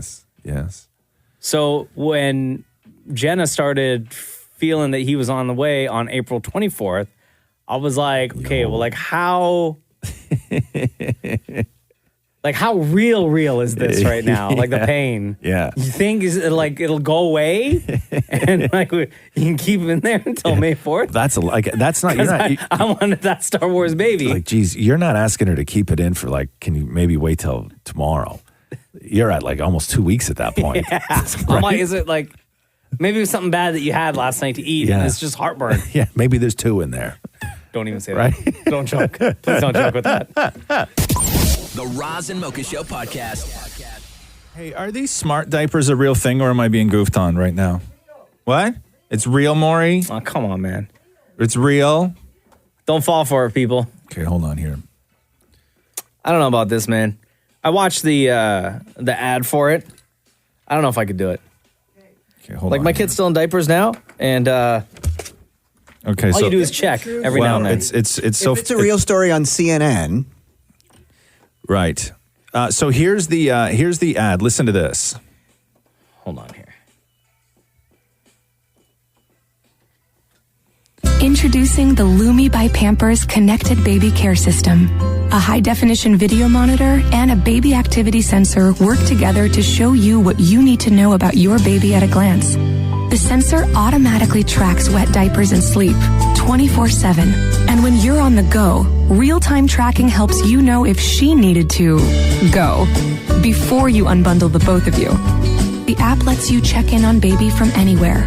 With notifications and background audio, it's the all-in-one system that helps you track your baby's unique feeding, sleep, and diapering routines 24/7. Sounds expensive. Yeah, it really does. Like so it's diapers- basically, you're just buying the video monitor, but it also comes with that sensor that it looks like it just fits on the crotch area of the diper. So does the sensor come on all the diapers, or do you only get one sensor? No, and you then only you get have to one hope that your sensor. baby doesn't like pull it off. Yeah, so that's the thing. So you get one sensor and it sticks on to the diaper. So I don't know if it's battery operated or not. So you have to think about. So you're putting having Wi-Fi up by your baby's stuff? Exactly. No. So the signal for that little device that goes to your phone, like I don't want that anywhere near my kid. Isn't part of parenting holding your baby up and smelling and knowing when it's time? And isn't that just part of the experience? Yeah, and like, most diapers now, they got the line on the front of the diaper that turns blue when a pee happens. Also, just check on your child every now and then. And also, just check on your child. Just look at the diaper. Yeah, like right? And sometimes you could just feel it. Like check on your kid. The front of the diaper What? What? You can, what, Maury? It's mushy? No, like the front of the diaper, like puffs up a bit. So the you know line of it's time to change. diapers will track a child's urine, but not bowel movements. Yeah. It will Don't track fall for it, sleep. people. I wouldn't. So Huggies, so this is Pampers, and then Huggies last year debuted a similar concept in Korea, allowing parents to receive text alerts when their child pooped. No. Check on your baby, man. Yeah. Like, this is just a way, it's another way for you to shirk responsibility and have tech take over the things that you should be doing as a person. How far away are you if your diaper needs to text you? Shouldn't you just be right there anyway? But maybe if the kid's lying down, I don't Or if know. the kid's sleeping and does a big poop blowout or something, or a pee. Then just get to it in the morning. You know what else happens? The alert that you get when your kid poops is they cry. Yeah. Most times, right? Kids don't like sitting in filth. Well, some kids like sitting in filth. But most kids, the alert that you're going to get from the kid is that they're going to tell you that they need to be changed. Yeah. Also, check on your child every now and then. The idea that you're sticking a Wi-Fi dongle onto the crotch of your kid's diaper to figure ridiculous. out if I really they've- do think it's ridiculous. if they've peed or not. Like if this ad came It was out so wild. This is Black Mirror. On April 1st, I would say complete April Fool's Day joke for sure. But I can't please, whatever you do, people don't. So then are you also going to say that these diapers are going to track data and send it back to the diaper company? Like, is it another way that they're going to just know and spy on us? Well, everything is spying on course, you man. anyway. Everything so is, yeah. it makes no difference now. If they want the data on how often my baby pees, go for it. If you can use that data somehow, go for it. Who cares? But check on your child. Yeah, if it's a newborn every 10 minutes, there you go. Yeah, all the time. Yeah, you want to know how often my kid pees? Always. Always. They're just There's your always data. whizzing. We just gave it to you for free. Yeah, always whizzing. You're welcome, everyone. The Roz and Mocha Show podcast. You watching Jersey Shore? You have, right? Shut up. Oh. No, man. Yesterday I watched the Robert Mueller thing for 17 hours. Oh, wow. How lit was that? I don't want to talk about it. I can't answer that right now. I'm going to refer to the document. Is it the document you're talking about? Then I stand by that. It was a whole lot of that. I think they said that 200 plus times. He said that I can't answer that, or I don't want to answer that. Also, Trimp. There wasn't. Yeah, Trimp. That was funny. Do you have that clip where he called him Trimp? People love that. People went in. So let me just say, okay, that you go through all of that yesterday, and there was a lot of really passionate people on both sides of the aisle that were making these fantastic points and look like really great Americans who just wanted things to be over or to be figured out, and they seemed like they had everybody's best interests in mind.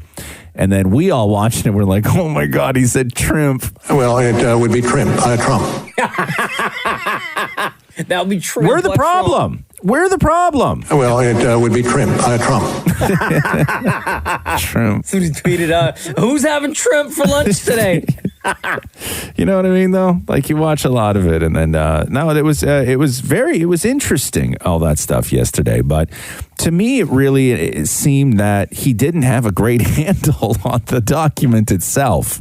No, it's almost like he showed up and winged it. Yeah, it's like his people for weeks and weeks were like, hey, man, we got this important thing coming up. Do you want to prep for it? And he was like, nah, I got it. Yeah. I got this. Yeah. I don't know. He's like the good-looking kid in grade 9 that did a group project, and he didn't do any of the work, but he presented it because he's good-looking, and the group voted him in that job. Oh, wow. And then he got up to the front of the class, and he presented it. But then you ask him one question about it, and he's like, He was Zach Morris. He's Zach Morris, yeah, but only 75 years old. So it was interesting yesterday, though. It was certainly great television. People were just lit, man. Like they were like going in. And my favorite is just like the level of rudeness that you can display in one of those judiciary hearings that you can't really display in life. In life, right? So it's my favorite moments were all the moments where Mueller said that he didn't want to answer something or couldn't answer something. Those were my second favorite moments. My favorite moments were when Mueller started to answer something and they just wouldn't let him. Yeah. Those are my favorite moments because everybody has 5 minutes, right? You have 5 minutes to say your piece and to grill the man on all the questions. But a lot of people were asking questions that they already knew the answers to. So they weren't actually expecting an answer. They just needed him to sit there and nod. And the one thing Mueller was doing throughout the entire thing is everybody would have these graphics that they would put up with quotes from the report. And they would say, okay, so this quote from the report, do you see that, Mr. Mueller? And he's like, yeah, I see that. And they were like, can you read that? And he's like, I can read that. They were like, can you read that out loud? And he's like, no, but you can. Because he didn't want to be a soundbite. Right? He gave them there was no Mueller quoting his own report out of the entire 8 hours that he was there because that's what they would replay over and over again. So anytime somebody asked him to read something from the report, he was like, I'm not going to read that, but you can. Nah, fam, I'm good. Yeah, I'm good. Thanks. You do it. Yeah, we're good, man. Yeah, go ahead. But he did give us this. Well, it would be Trump. Here we go. The Roz and Mocha Show Podcast. Hey, it's Roz and Mocha. Oh my God, no way. Yeah. What's up? I'm at work. Oh, you're at work right now? Yeah. Oh, okay, because you texted saying that you listen to I our did. show and I do. on your drive home from a night shift. Yes, that will be at 7:15. Oh, at 7:15, because I assume Yeah, you were no, it's already okay, done. though. Oh, okay. No, not yet. What do you do for a living? I'm a nurse. Okay. What's your name? Julia. Julia. Okay. Well, we just wanted to call to say hi. Oh my God, hi. I'm like freaking out. We wanted to say thank you very much for listening. Oh my God, I'm obsessed with you guys. Yeah. Do you listen to our podcast? I do. I've been like trying to binge the podcast since like March. Oh, wow. Hey, did you know that we now have a podcast on Mondays and Fridays? No, I did not. Yeah. Oh my God, okay. All right. God, that gives me so much more to listen to now. I've been like, because like my schedule's weird. I do like 4 on, 5 off. So I try and listen to you guys like on my drive to work. And I got my sister like hooked on you guys too. Oh, nice. 4 on, 5 off. That sounds... So 4 days you're working and then you get 5 days off, but you work overnights, right? I do, yeah. So Yeah. I do like 2 day shifts and then 2 night shifts. And when you work overnights, the thing that I know about working overnights when I used to do 12-hour shifts when I was younger Mhm. in a factory is that 4 days, you need, coming off overnights, you need that extra day. Basically, your first day off is just a recovery day to switch your body back to regular human time. Oh, yeah, 100%. Right. So you basically work 4 days at work and then 1 day you're dead and then you get 4 days off. Hold on a second, though. Yeah. Julia. Yes. Outside of working as a nurse overnight at a hospital, do you have a family at home as well? I just got engaged. So I live with my fiance. Congratulations. And Thank what you. does he do? Does he have crazy He's a hours nurse too? as well. Oh, he's a nurse as Yeah. well, huh? Is that where you guys met? Was it like Grey's Anatomy? No, unfortunately not. Oh. No, we actually went to high school together, so we've been together for a bit. Oh, it's not. That's super cute. Oh, it's not like somebody Yeah. came. It's not like somebody came in and you both rushed over and his chest was open and you both reached in simultaneously and put your hand on another human being's heart and then looked at each other in the eyes and realized this was this. No. And then immediately to the broom closet. It doesn't work like that. That's too bad. We met in school. Yeah, just good old high school. Yeah. Nothing eventful. Well, Julia, thank you very much for listening to the Roz and Mocha Show. Oh, you're welcome, of course. Enjoy the rest of your day at work. I'm going to be sleeping. And between Roz and Mocha, who's your favorite? Oh God, I knew this was going to happen. Okay, I've actually thought about this like quite a bit. My favorite's Roz. Yes. Just because I think he's like such a savage. Oh, like his wow. comebacks are like, yeah. You like him because he's mean? All right, that's cool. You can take that win, Roz. Wow. Just leave it at, just say my name and hang up the phone, right? If anybody, when Mocha asks anybody, and this is just for you too, Julie, and everybody else, okay? If Mocha asks who's your favorite between Roz and Mocha, and if your answer is Roz, just say Roz and hang up immediately. Okay. Okay? Don't try and explain why, because when everybody explains why, I wind up somehow looking more terrible than I do on a daily basis. Thank you, Julie. I love you lots. Thanks. Love you guys. Bye. Roz and Mocha's Fix My Life. What advice can you guys give me? Okay, so my question is... Got a problem you can't fix? Roz and Mocha got you. Hey, Crystal, how you doing? It's Roz and Mocha. I'm good. How are you? Doing great. All right, let's try to fix your damn life, girl. Crystal, you right. It says, Roz and Mocha fix my life. I'm trying to move out of my parents' house to be closer to school. I don't know how to tell my parents because they really want me to stay home until I finish university. I feel like I need to be more independent, and in order to do that, I need to move out. Wow. So how far is university from where you live right now? Across the city. Across the city. Okay. Yeah. So not far. Who's going to be paying for you when you move out? I will. You will. How are you getting that money? I currently have a job. Okay. Have you been saving already in preparation for all this? Yeah, I have been. Yeah? I have been. And you have enough for, like, what's the plan? You're looking to rent somewhere close to the university? Are you looking to rent with other people? Are you going to live solo? I've already found somewhere. Okay. Right, with a few of my friends. So you're going to be moving in with a few girlfriends or a boyfriend? A few friends from university. Parents want to keep kids in the house for a couple of different reasons. I found one is they just have a fear, that you're not done yet. You're not done with the raising. You haven't learned everything you need to learn from them. Yeah. And the other is a control thing. And a lot of parents, really manipulate and control their kids, even though their hearts are in the right places. A lot of parents are master controllers and manipulators. And it's hard when you're at a point like you're 19 and you want to move out. Now, what are your reasons for wanting to move out? Well, one, to be closer to school, because it is across the city, and I do have a few 8:30 a.m. classes. How long does it take you to get there? Probably about 2 hours. Oh, wow. Okay. Okay. So have you weighed price point as in it's going to cost me this much to rent a place with my friends, plus I got to pitch in for food and this and that, versus how much it's going to cost to either take a go bus or go train from your parents' place into the city? I have. If I do stay, I feel like I'm just going to be very dependent on them. That whole maturity, how they see me in their eyes, won't change. Mm-hmm.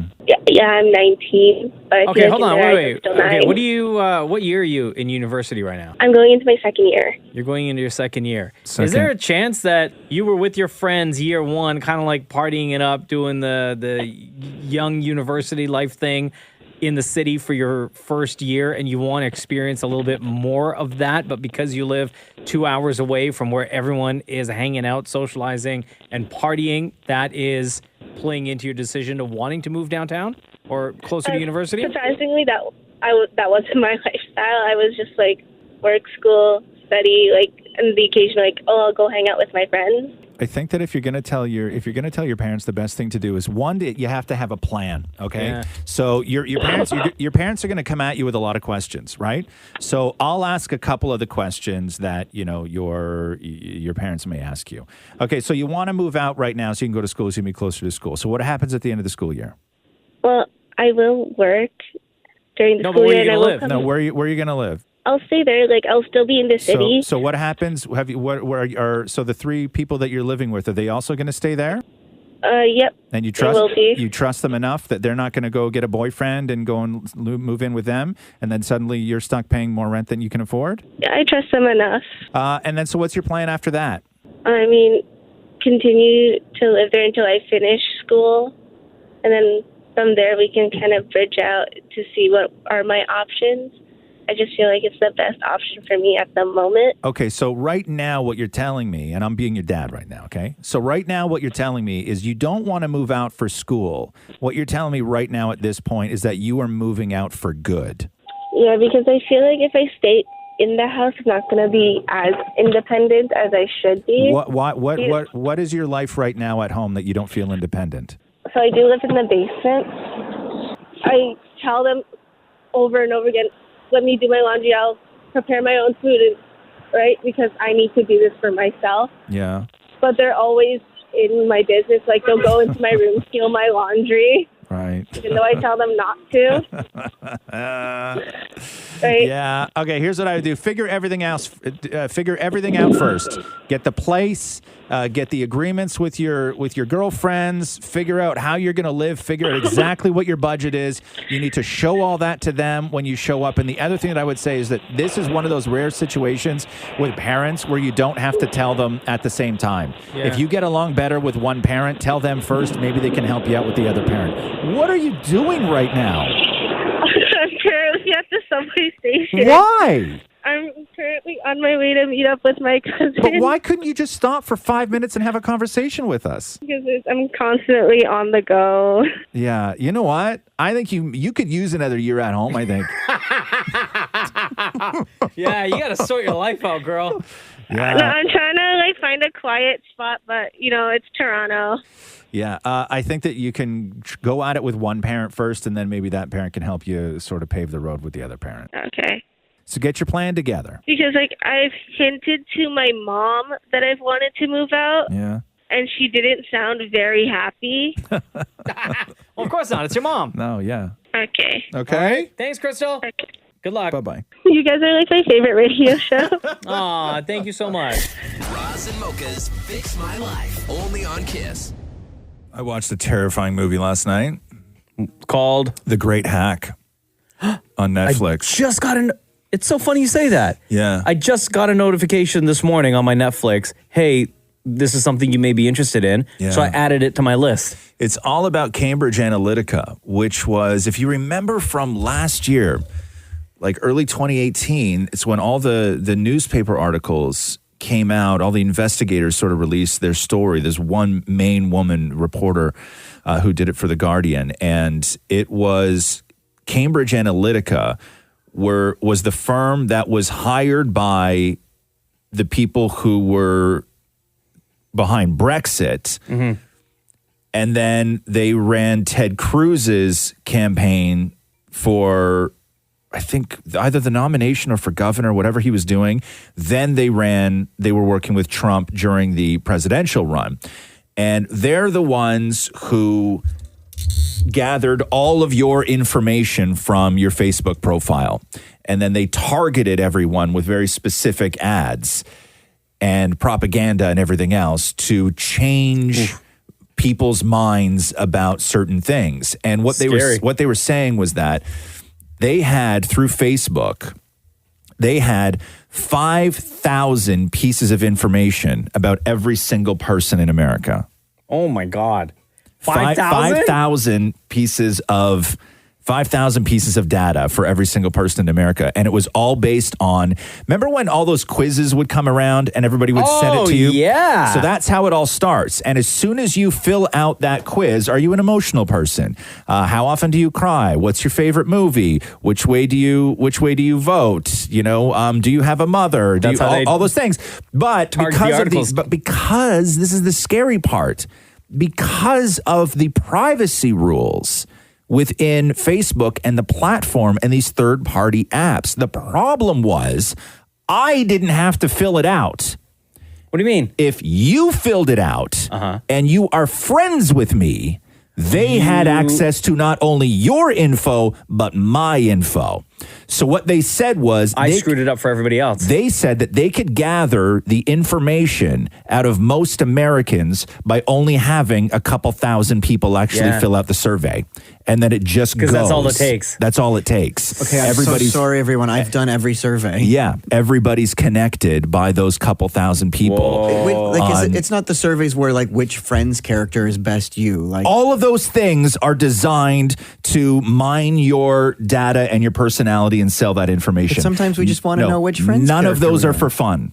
None of those things that showed up on Facebook between 2016 and 2018 were for fun. They were all designed to gather your information. Gunther, by the way, would be you. Gunther.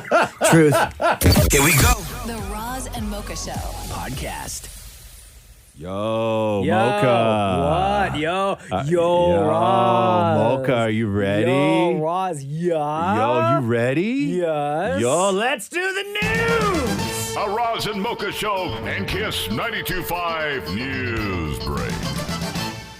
Well, the big story is that Eddie Murphy is in negotiations with Amazon for a stand-up special. Oh, really? Yeah. For a second, I thought you were going to say Netflix because Netflix. Oh, does sorry. all the- Netflix. Oh, is it My really? bad. Yeah, I shouldn't have said. Oh. I don't know why I said Amazon. I was just reading something else about Amazon. Yeah, Netflix. And they're talking about Eddie getting in and around what they pay their other big name stand-ups, which is somewhere in the $70 million range. 70 mil. Yeah, so Dave Chappelle, if you remember, got 60 mil for his 3 stand-up specials back in 2017. Chris Rock got 40 million for 2 specials. So they're saying that Eddie could get upwards of 70 mil from Netflix. Eddie Murphy was on the most recent season of Comedians in Cars Getting Coffee with Jerry Seinfeld. And Seinfeld and Eddie get into it as far as where the hell has he been in the stand-up world? You know that you not doing stand-up drives people crazy. You know that, right? I'm gonna do it again. It was Really? I just had to. I have to get up and work. The only way you could get like an act is I got to go to the clubs and work out. Yeah, I'm gonna do that again. You still got to go to the comedy club. Still got to go to. You could have your own club. So you should buy the comic strip, and I'll come work out there.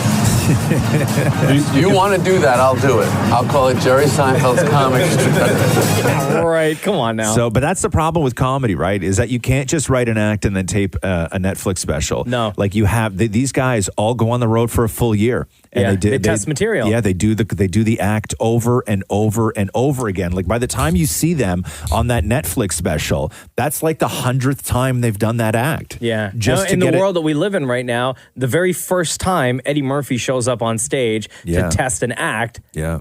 we're all going to know about it. Yeah, but I mean, Aziz's act was you kept it under wraps. We didn't know a lot about Aziz's act, and he did that for a Unless year you went on to the any of road. those shows, yeah. Yeah. Like that same show that is Yeah. on Netflix was in Toronto. Yeah. Yeah. And I no, believe in know. Montreal as well. Yeah, yeah, and it was great. 70% of us wish we lived somewhere else. Oh, wow. Yeah, Really? 70% of us say that they according to a new survey. Like somewhere else in the world? Somewhere else in a different part of the city or in a different part of the world. They say 18% want to move further away than their own city. That's a big number. Dang. Now, what people look for in their neighborhoods, when you ask somebody what the ideal neighborhood has, what does your dream neighborhood have? Grocery stores is on the list. Yeah. Parks, good schools, good restaurants, fast casual restaurants. So like when we're getting into this, with like a Chipotle.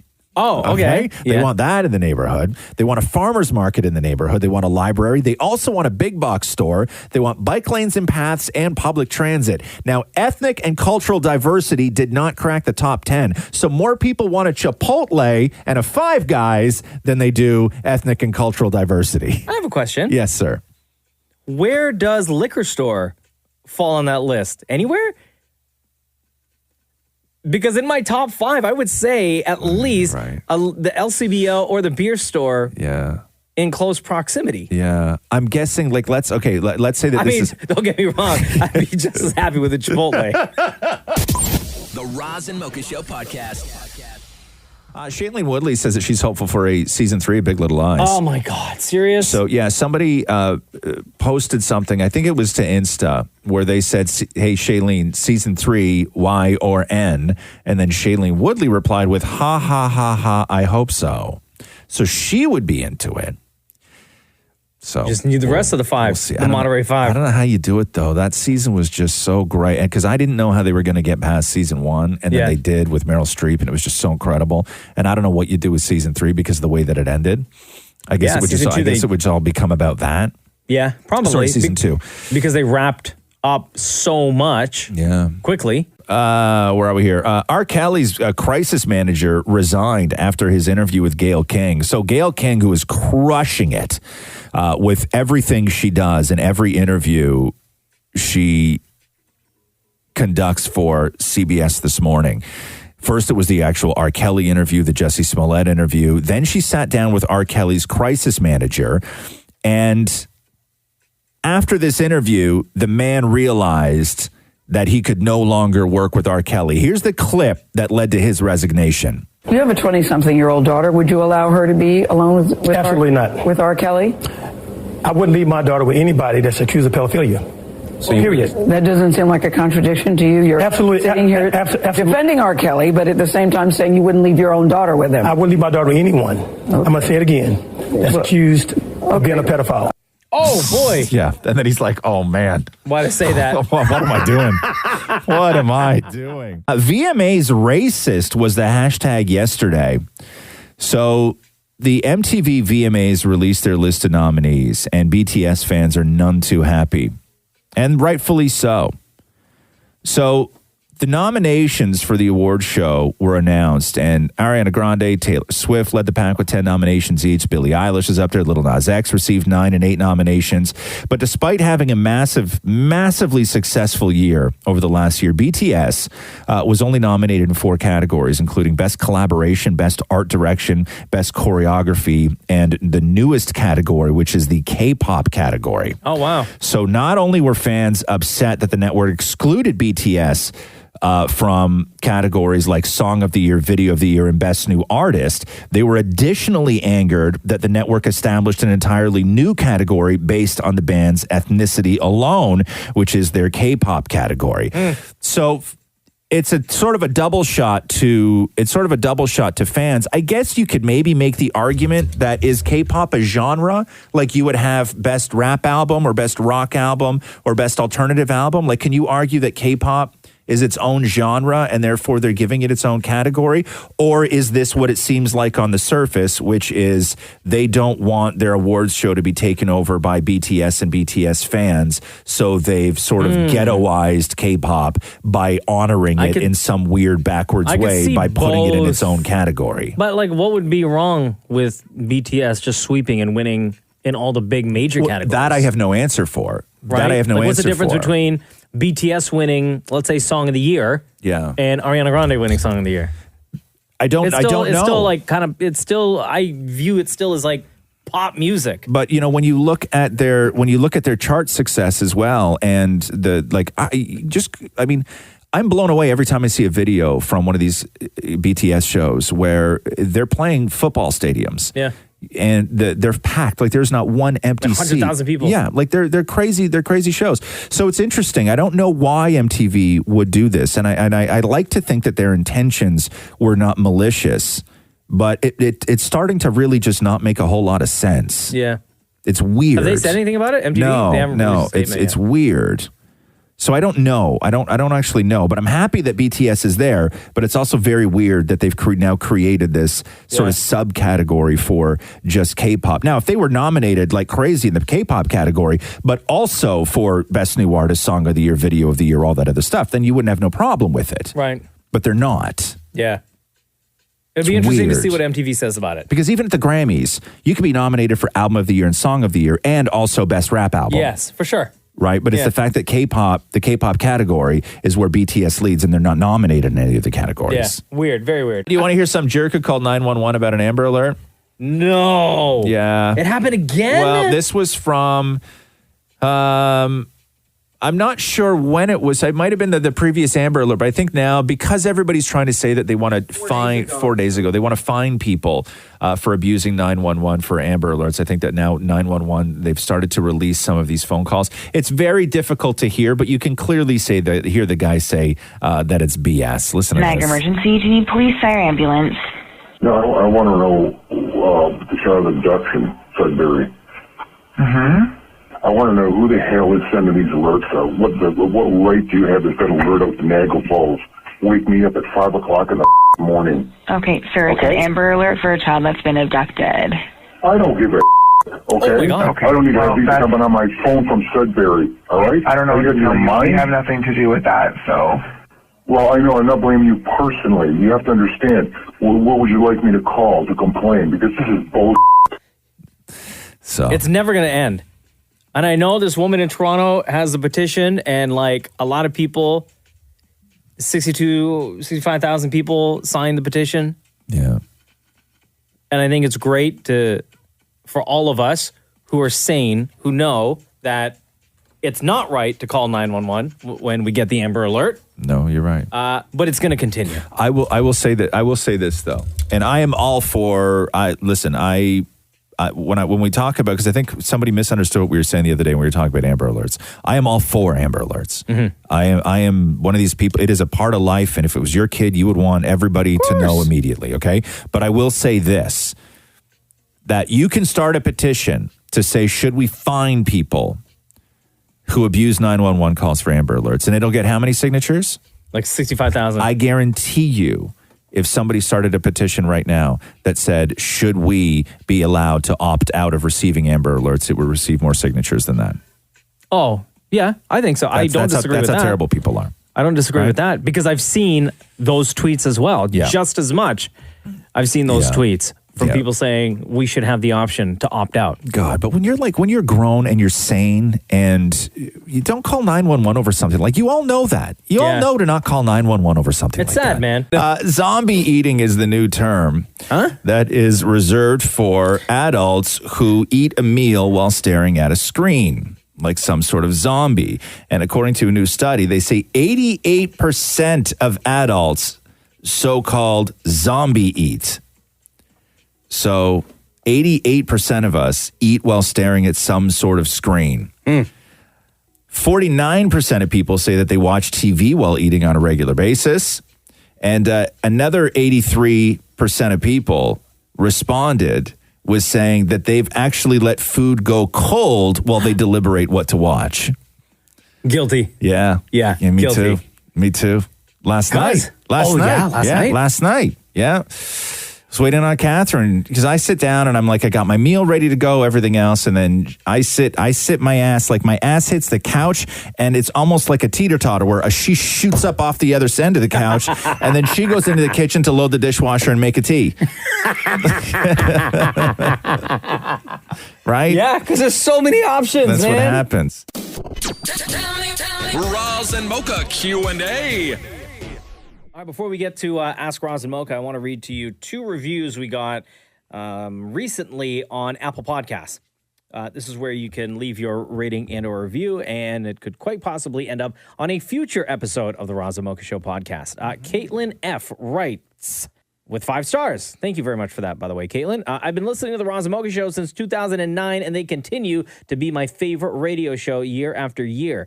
Since changing to a later shift at work, I haven't been able to listen to the show during my drive in, so the podcast helps me get my Roz and Mocha fix. Love you guys. Keep doing what you're doing. So thank you, Caitlin. And then Mama Melissa writes this, 5 stars, subject line, love me some Roz and Mocha. I'm a regular listener, and this podcast is the best addition to my day.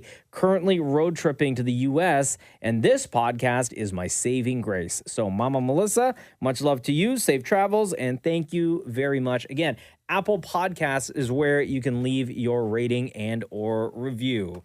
All right, we'll get to some questions here. These are all compiled from Instagram. @Kiss925 is where we post them, and we'll invite one of you to ask your question to us on the podcast, like we've invited Rachel. Hello. Hi, guys. How's it going? Good. How are you today? Awesome. I'm so excited to be talking to you guys. We're excited to have you on the podcast. Where do you listen from? I am in Orangeville. Okay, Orangeville, Ontario. Here we go. Yep. What's your question? So just to give a bit of context to the question, my fiance and I love to roast each other, like to make each other laugh. Yeah. So my question to you guys is there something that you each do with your respective partners that kind of keeps your relationship fun? Oh God, I have a long list of things, but give us an example of the roasts. Like how roasty do you and your guy get? It can get pretty savage sometimes. Yeah. It's What hard. was the last thing? What was the last thing that you said to him that you can remember? Oh man, it's kind of hard when it's taken out of context. I was. But now you gotta say it. Yeah. The first thing that comes to mind is actually him to me. I'm kind of a clumsy person, so he likes to just I spill food, drinks, everything on myself all the time. And yesterday we got a little bit of Popeye's chicken for dinner. I had a dip sitting on my lap, and I just slightly moved my leg in the wrong way. The dip went off my leg onto the bed, onto the sheets. He was like, "Oh my God, well, you know what? That's fine. That's your mess." you now have to sleep in your mess. He was refusing to change the sheets, and I was like, no, we're changing the sheets. Wow. Hold on, you eating Popeye's chicken in bed? Yeah. I would say that that's the fun thing that you guys do to keep your relationship intact. I love any couple that eats fried chicken in bed together. Right? Yeah. Wait, so did you have to sleep in the sauce? No, I was like, no, we are changing these sheets. Absolutely not. Wow. But that was his, I guess, sort of punishment for me was that you need to, like, almost like rubbing a dog's face in their Yeah. Can I ask you a question? mess, Can I right? ask you a question? You don't have to answer this, but I need to. What do you wear when you're eating Popeye's chicken in bed? I don't know if there's like a specific attire. It's What just, were you whatever I was wearing? wearing at the time. I was just wearing my jeans and t-shirt. Oh, you're clothed. Oh, yeah. Oh, this is not like bedtime Popeyes. Not this time. Oh, okay. But there has been in the past, right? Yeah. You know, you got to get comfy sometimes. Yeah. Is Popeyes that good? Oh, yeah. I've never had it. Oh, my God. You it's never, amazing. dude, you would love it. No. What's your go-to at Popeyes, Rachel? I usually get the chicken tenders. This time around, I tried the nuggets. Yeah. Do not recommend. Let me tell you, I love that's my go-to. Are the chicken tenders from Popeyes? Yeah. I Nice and crispy. love that So combo. good, So good. Better than Jack Astor's or no? No, Jack Astor's chicken fingers, I find, the best. are Yeah. the absolute best. Yeah. That's like tippy top number one. Yeah. The Popeyes chicken, though, chicken tenders, delicious. So what do we do? So your question was, are there anything that we do that fun that like do we do anything with each other, sort of playful jabs or whatever that sort of keep the relationship fun? I've said this before, which is if I'm at home and during the day I'm not at home, like I don't have a lot of family time. So I got home like last night at 6:45. Yeah. And then I probably went to bed last night at about 10:45. So how many hours is that, Maury? 5. Okay. give or take. And I would say that in that time, Catherine and I probably high-fived at least, I'm going to say 10 times. Oh, that's so nice. Right? And just every time we pass each other in the house, we high-five. Like every time we're doing anything, we high-five. Even if we kiss, we'll end it with like a high-five. Yeah. Right? Like we're always high-fiving. And then the other thing that I do is that if she's in the kitchen, maybe I shouldn't say this. If she's in the kitchen and she's standing there, because Catherine wears a lot of like muumuus, right? Like a lot of flowy, very thin fabric dresses. Yeah. Right? I will I'll walk by her and I'll take my hand or my finger and I run it parallel to her body and I just run it across one butt cheek to the next butt cheek, right? So it's almost like it's a xylophone and I just like I'm making a sound on it, right? Like I hit her butt cheeks. And with me, anytime I bend down to do anything, if I bend down in the house, okay, and I'm doing anything, it is only a matter of time before she finds something close to her that's small, like a dime or a bobby pin or a cheesy or something, and tries to throw it in my butt crack that pokes out from the bottom of my pants. And if she gets it in, she celebrates like she's just won the Super Bowl. Right? So like we do a lot of that stuff, but a lot of our stuff is touchy-feely because we're very touchy-feely people. I would say the same thing in our house. I think, anytime Jenna is in another part of the room or part of the house, I will every now and then walk by and I give her a slap on the ass. Yeah. Right? What else do we do? Even when she's pregnant? Even while she's pregnant, yeah. Yeah, that's how pregnancies happen, by the way. That's how they start. Kissing, we kiss a lot. Yeah. Yeah, I would say we kiss like a lot. Yeah. Little jabs here and there, jokingly. Yeah. Much like you, Rachel. That's all I can think of, Yeah. really. Right Maury? now. Okay, so a couple things. One, we joke about divorce a lot. Right. You know, like if I'm not doing That's something, healthy. be like, well, my next man will do that. Wow. You know, that kind of stuff. We'll joke. Whoa. You pull out, you say, my next man will do that? He says that. He'd be like, well, I'll just go find a man that can do that then. And I'll be like, At okay, what good luck point- with but that. at what point do you start believing? Like when you hear that enough times at home, Yeah. like you have to to at some point start to think that maybe you're on the clock. Well, I know that Matthew has a really hard time with making decisions, so I know that I have at least a few more years before he makes a decision. Wow. I don't know. He seems to make a lot of decisions that affect your life. But on a good note, I'll often come into the kitchen and I'll, give him, no matter what day of the week it is, we'll always do Sunday hug.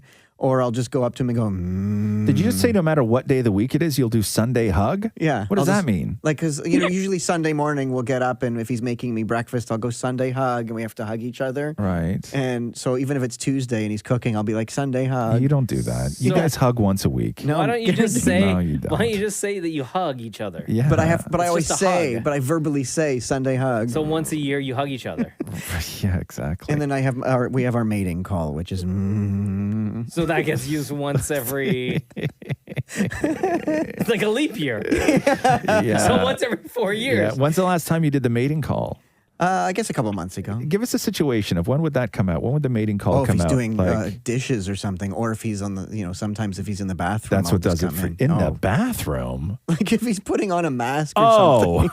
I'm like, I don't know what I would do if I was in the toilet just like sitting there and the door closed and all I heard from the other side was,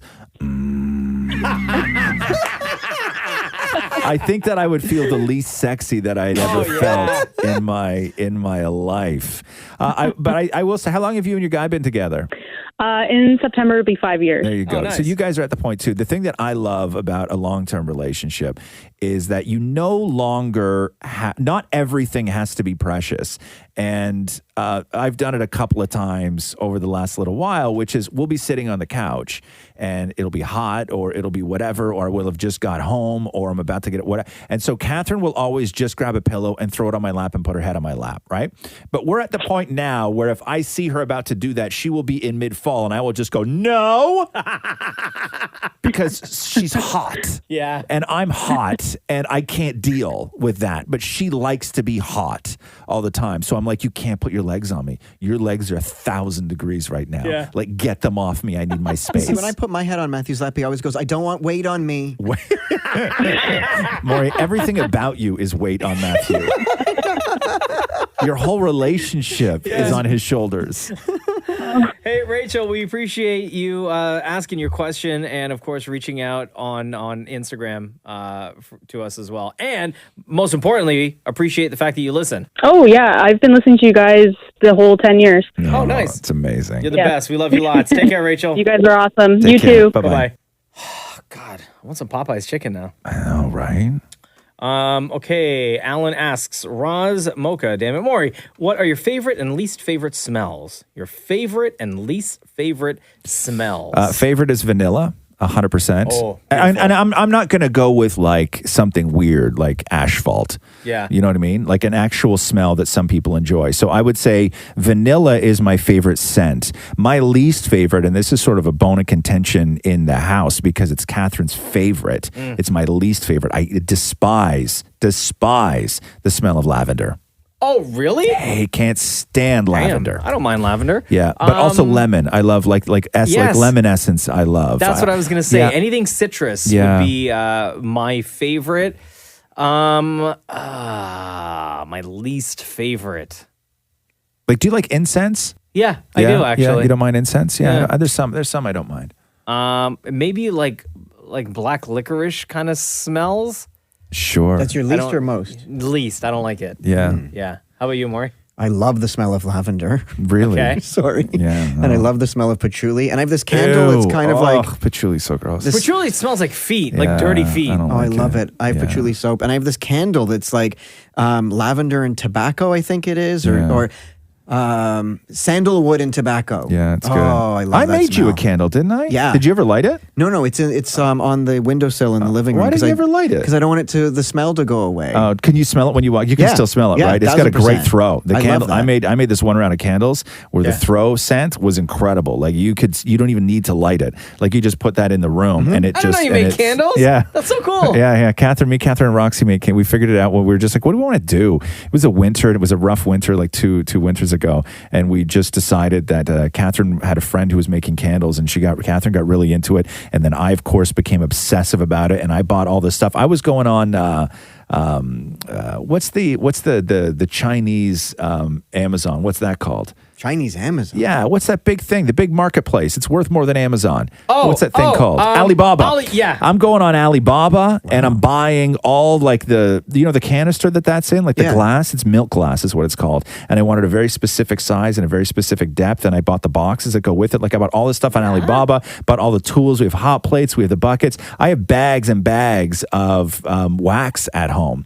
And because we love making candles. So every now and then we'll just bust it all out and we'll make a full round of like 30, 40 candles. Really? Yeah. Damn. It's awesome. Least favorite smell is sweaty butt. Well, no, I think that's everybody's least favorite smell. It's like the gym or something. How often are you smelling somebody's butt? It's his own. Your own ass stinks that much? At the gym or in SoulCycle, if somebody's right in front of you and their butt's in your face. Yeah, but give us. I don't know, man. Nobody's butt smells that bad that like a couple feet away you can smell it. Come on, man. And I also hate the smell of body odor. Oh, yeah, but give us a smell that some people like. Like I said, lavender. Okay. The smell that some people like that I don't like. Yeah. Asparagus pea? No, Maury, nobody likes that. Like a scent. Okay. A scent. Like what is something that has a scent that you don't like? Well, there are certain colognes that I can't Okay, like stand. here, I'll give you an example. Yeah. I love the smell of garlic on my fingers. Oh. Some people hate that smell. Oh, I absolutely love that smell. Yeah, so something like that. I love that smell. I can't smell. I don't really. I imagine with that nose, you must have to love most smells, though, right? Because everything is just overpowering.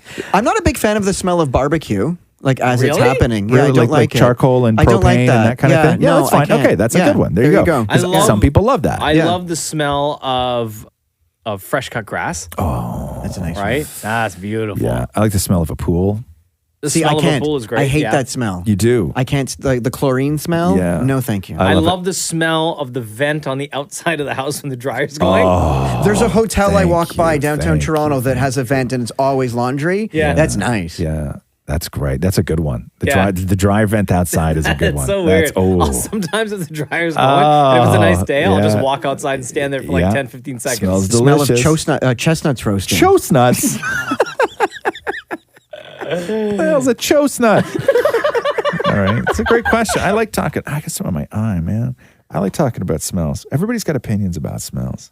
Tori asks this question. What would be the theme song for your life? Oh, God. The theme song? Who knows? I'm bad at these. You guys can go ahead with this one. Oh, my God. Mocha, go ahead.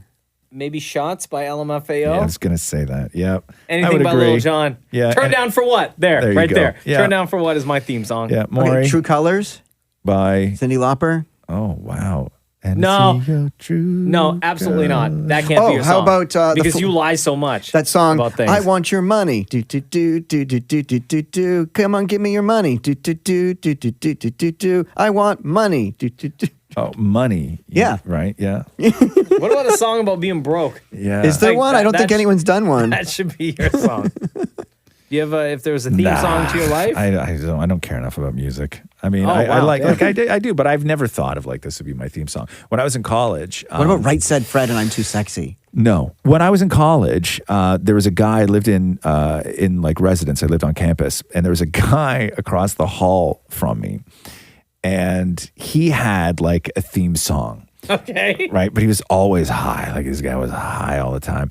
And he had one of those little tape recorders. Right. Yeah. And everybody everybody just smoked cigarettes and drank. And then, everybody's doors were just open. And you'd go to one guy's room because he had a Sega Genesis. And then you go to another guy's room because he had a computer. And then you go to somebody else's room because their dad paid for cable. Yeah. And so everybody's doors were just always open. Sure. Right. And this guy who lived across the hall from me had a theme song.